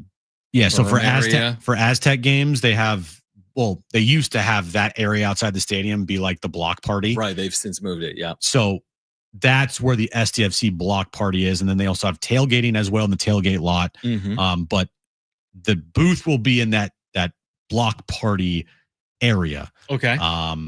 So you could win tickets to an SDFC match Friday night and then go to the match and win a jersey. Yeah, so, super cool. We're giving away another pair of tickets tomorrow, another pair of tickets on Wednesday. The match is on Friday night here at Snapdragon Stadium. I'm just looking here. The importance of Friday for SCFC is 3 of its next 4 after that. They have Leagues Cup, but once they get back to Major League Soccer, 3 of their next 4 are on the road. So it just feels like, can you grab 3 points at home? They've only grabbed 1 point of the 6 available on this homestand. They lost to Toronto. They tied Vancouver. Now they get Nashville on a Friday night. It feels important to get 3 points with 3 of the next 4 coming on the road. But again, you look at their totality of work and they're in first place in the Western Conference with 10 matches to go. It's, again, I think from a postseason perspective, Jim, they must feel great. But then from like an advancing perspective or even locking up a Western Conference, it's certainly not outside the question with 10 matches to go. So stay tuned. Stay tuned for that. In the Eastern Conference, by the way, there are 4 teams with more points than San Diego, but in the Western Conference, San Diego has the most points with 43. in Major League Soccer. All right, Padres, what do you make of this? They're kind of going for it tonight. Randy Vasquez goes 4 1/3 innings. The Padres turn it over to their bullpen. Their elite bullpen, Adrian Morejon, has gone an inning and 2/3. The Padres right now are clinging to a 2-1 lead in the opener of a 3-game series in Miami. I get it. You don't want to push it too hard with Randy.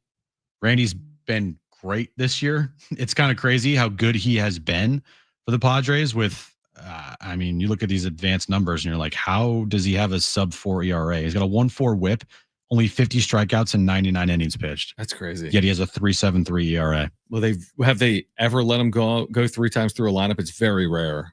Let's look at this. Here, John. They have, but how many times they've let him go past 5? Right.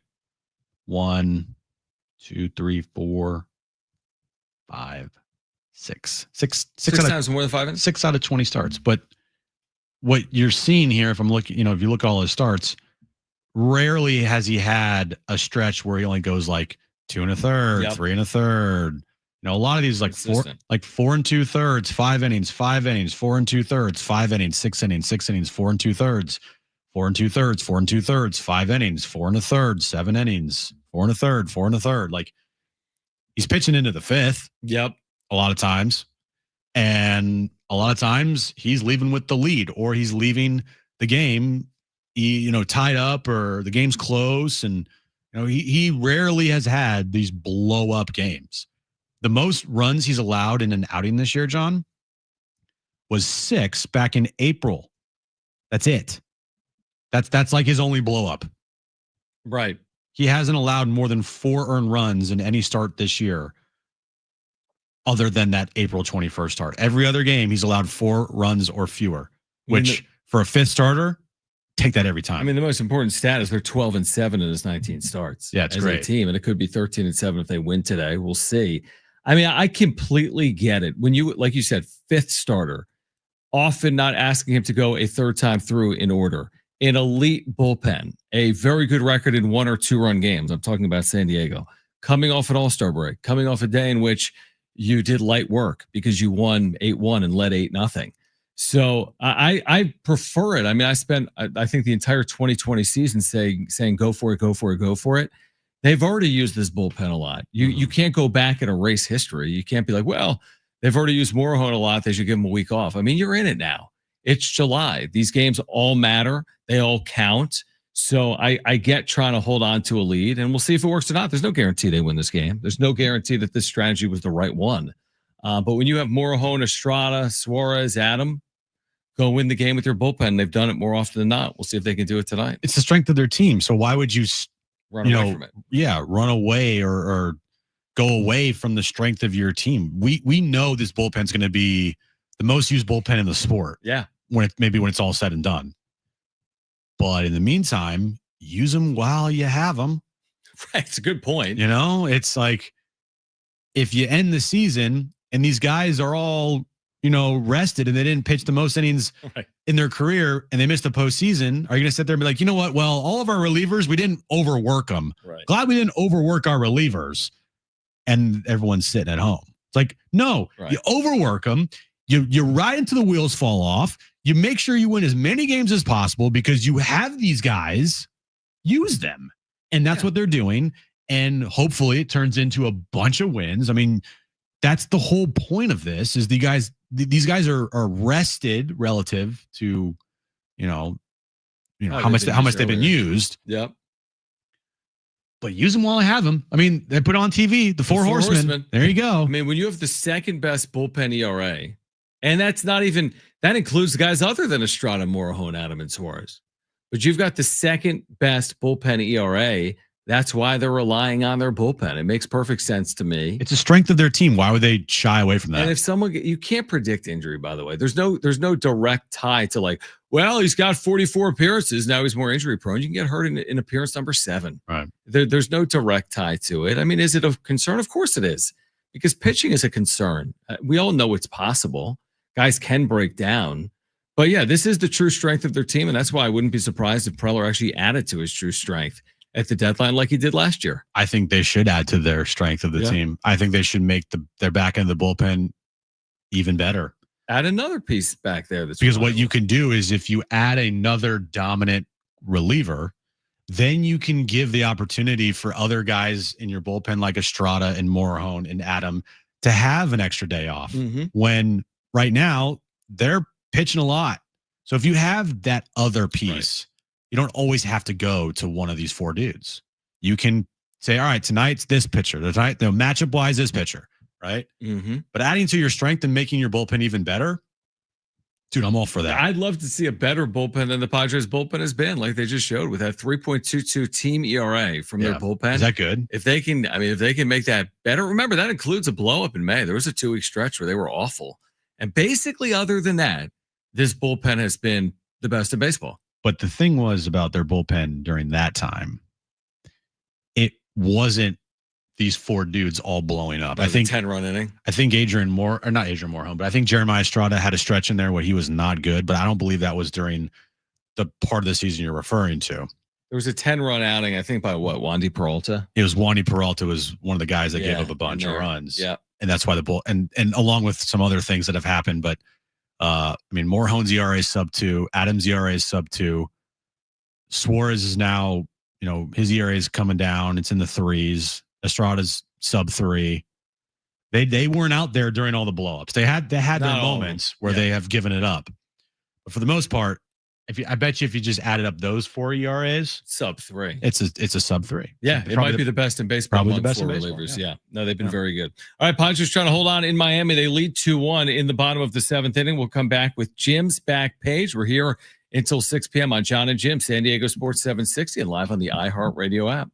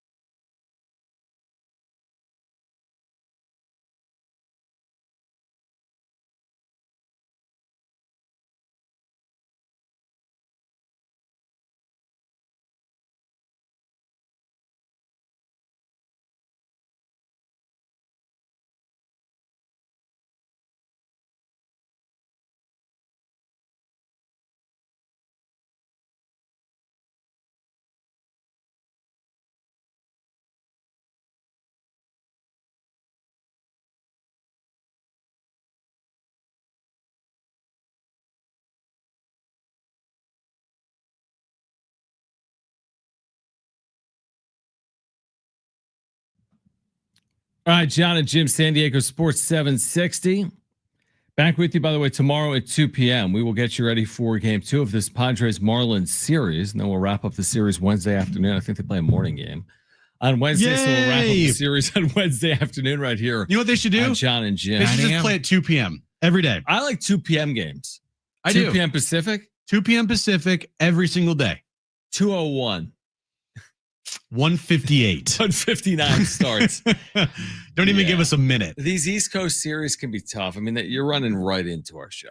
And I don't know if they thought about that when they put the schedule together. Like, did the Marlins think about that? They did not, Jon. They didn't think about it. So inconsiderate. It's 3:40. Back in the day, you used to have all those 7:10 Eastern starts, but post-COVID, everyone's moved their start times up 30 minutes. Padres included, right? I love the 6:40 starts, by the way. 6:40 is like So perfect. I don't know how we lived in a world with a 7:15 start. Dude, I remember there's some teams that for years and years and years, there still might be a team in baseball that does this. There were 7:35 starts routinely in baseball. Why? 7:35 before pitch clock. Oh my God. This game's running at 11:20 local. Again, that was awful for the sport. It wasn't good. No. It wasn't great. But I think with traffic, like New York or something, San Francisco, LA. I don't care. I know you don't. It's not a big deal if you're watching on TV. I like the 6:40 start. Yeah. I don't know if I like the 3:40 start though. No, I'd prefer a 5:40 start. Yeah, 5:59 or Right. 6:01. All right, Jim, are you ready? You look very ready for your back page. You've been doing a lot of work. I'm ready. All right, let's get to it.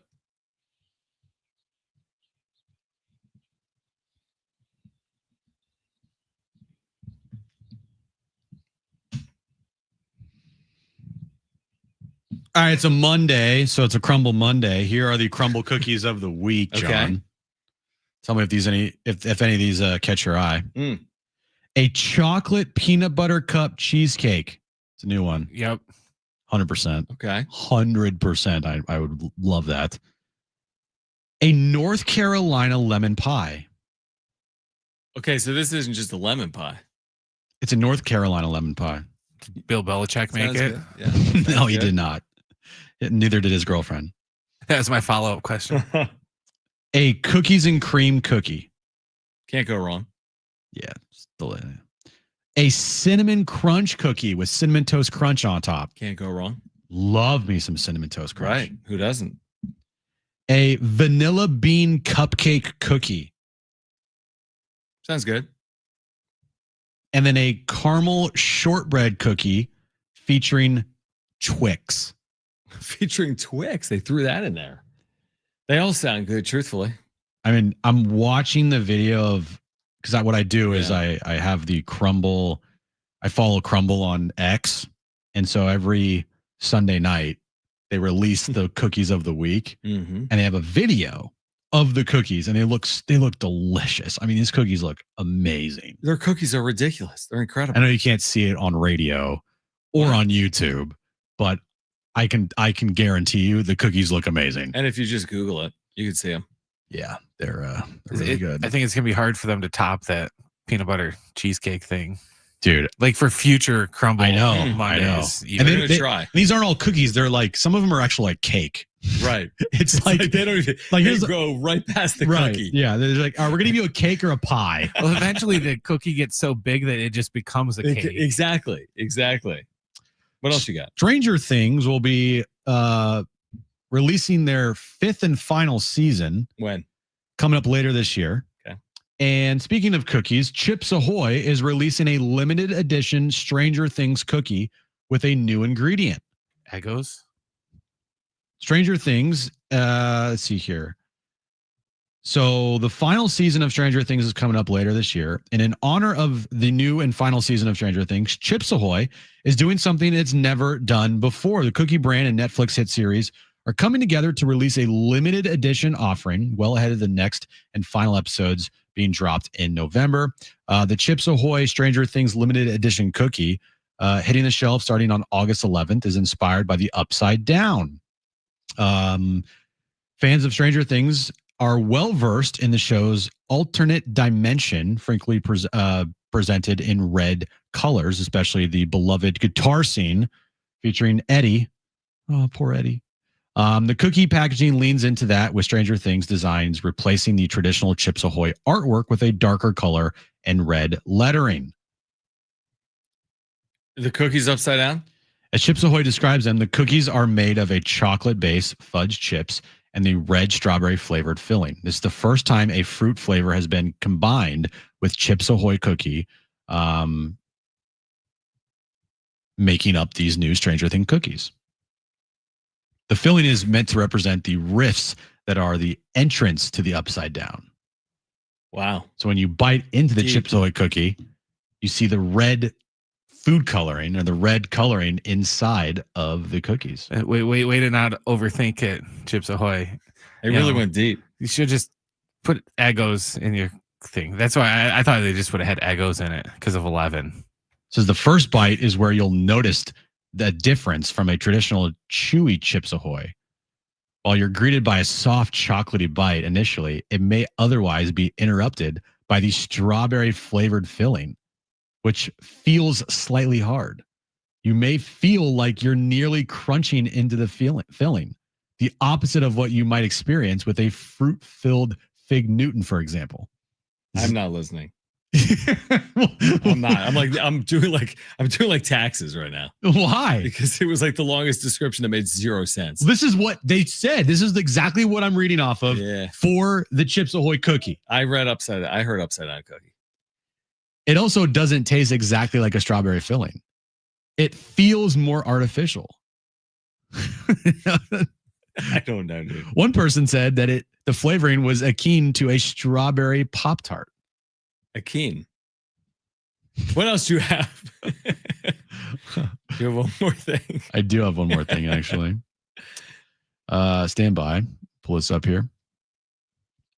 Scientists think they know when the world will end. Is it before the end of the show? I hope so.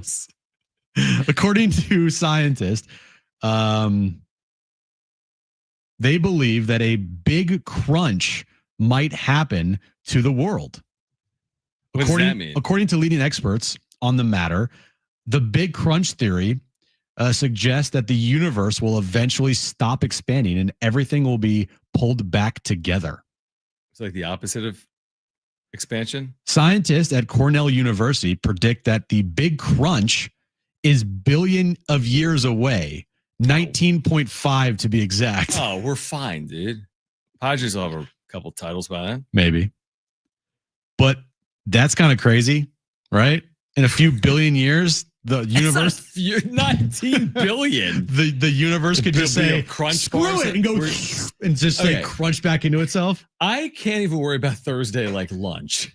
Like I'm talking about a car show Saturday with you. I'm like, that's so far away Saturday. We have 100 hours of this show to do. And you're talking about 19.5 billion years. They say that, needless to say, all humans will burn in the cosmic hell of the big crunch. That's an exact quote. But this is 19.5 billion years away, give or take. Too bad I won't be around for that. Right. Sounds fun. How does this impact Bronny the 14th legacy? Yeah. You want to know how the humans survive this? Not particularly. We don't. We go to the moon. Human beings, according to scientists, have to move to the edge of our solar system or beyond. We have a few billion years to prepare for that trip. Scientists told the Daily Mail. All right, join us tonight for a wrap-up show. We're back tomorrow at 2 p.m., we think, unless there's the big crunch. For Brent and Jim, I'm John. Keep it here at San Diego Sports 760. Bye.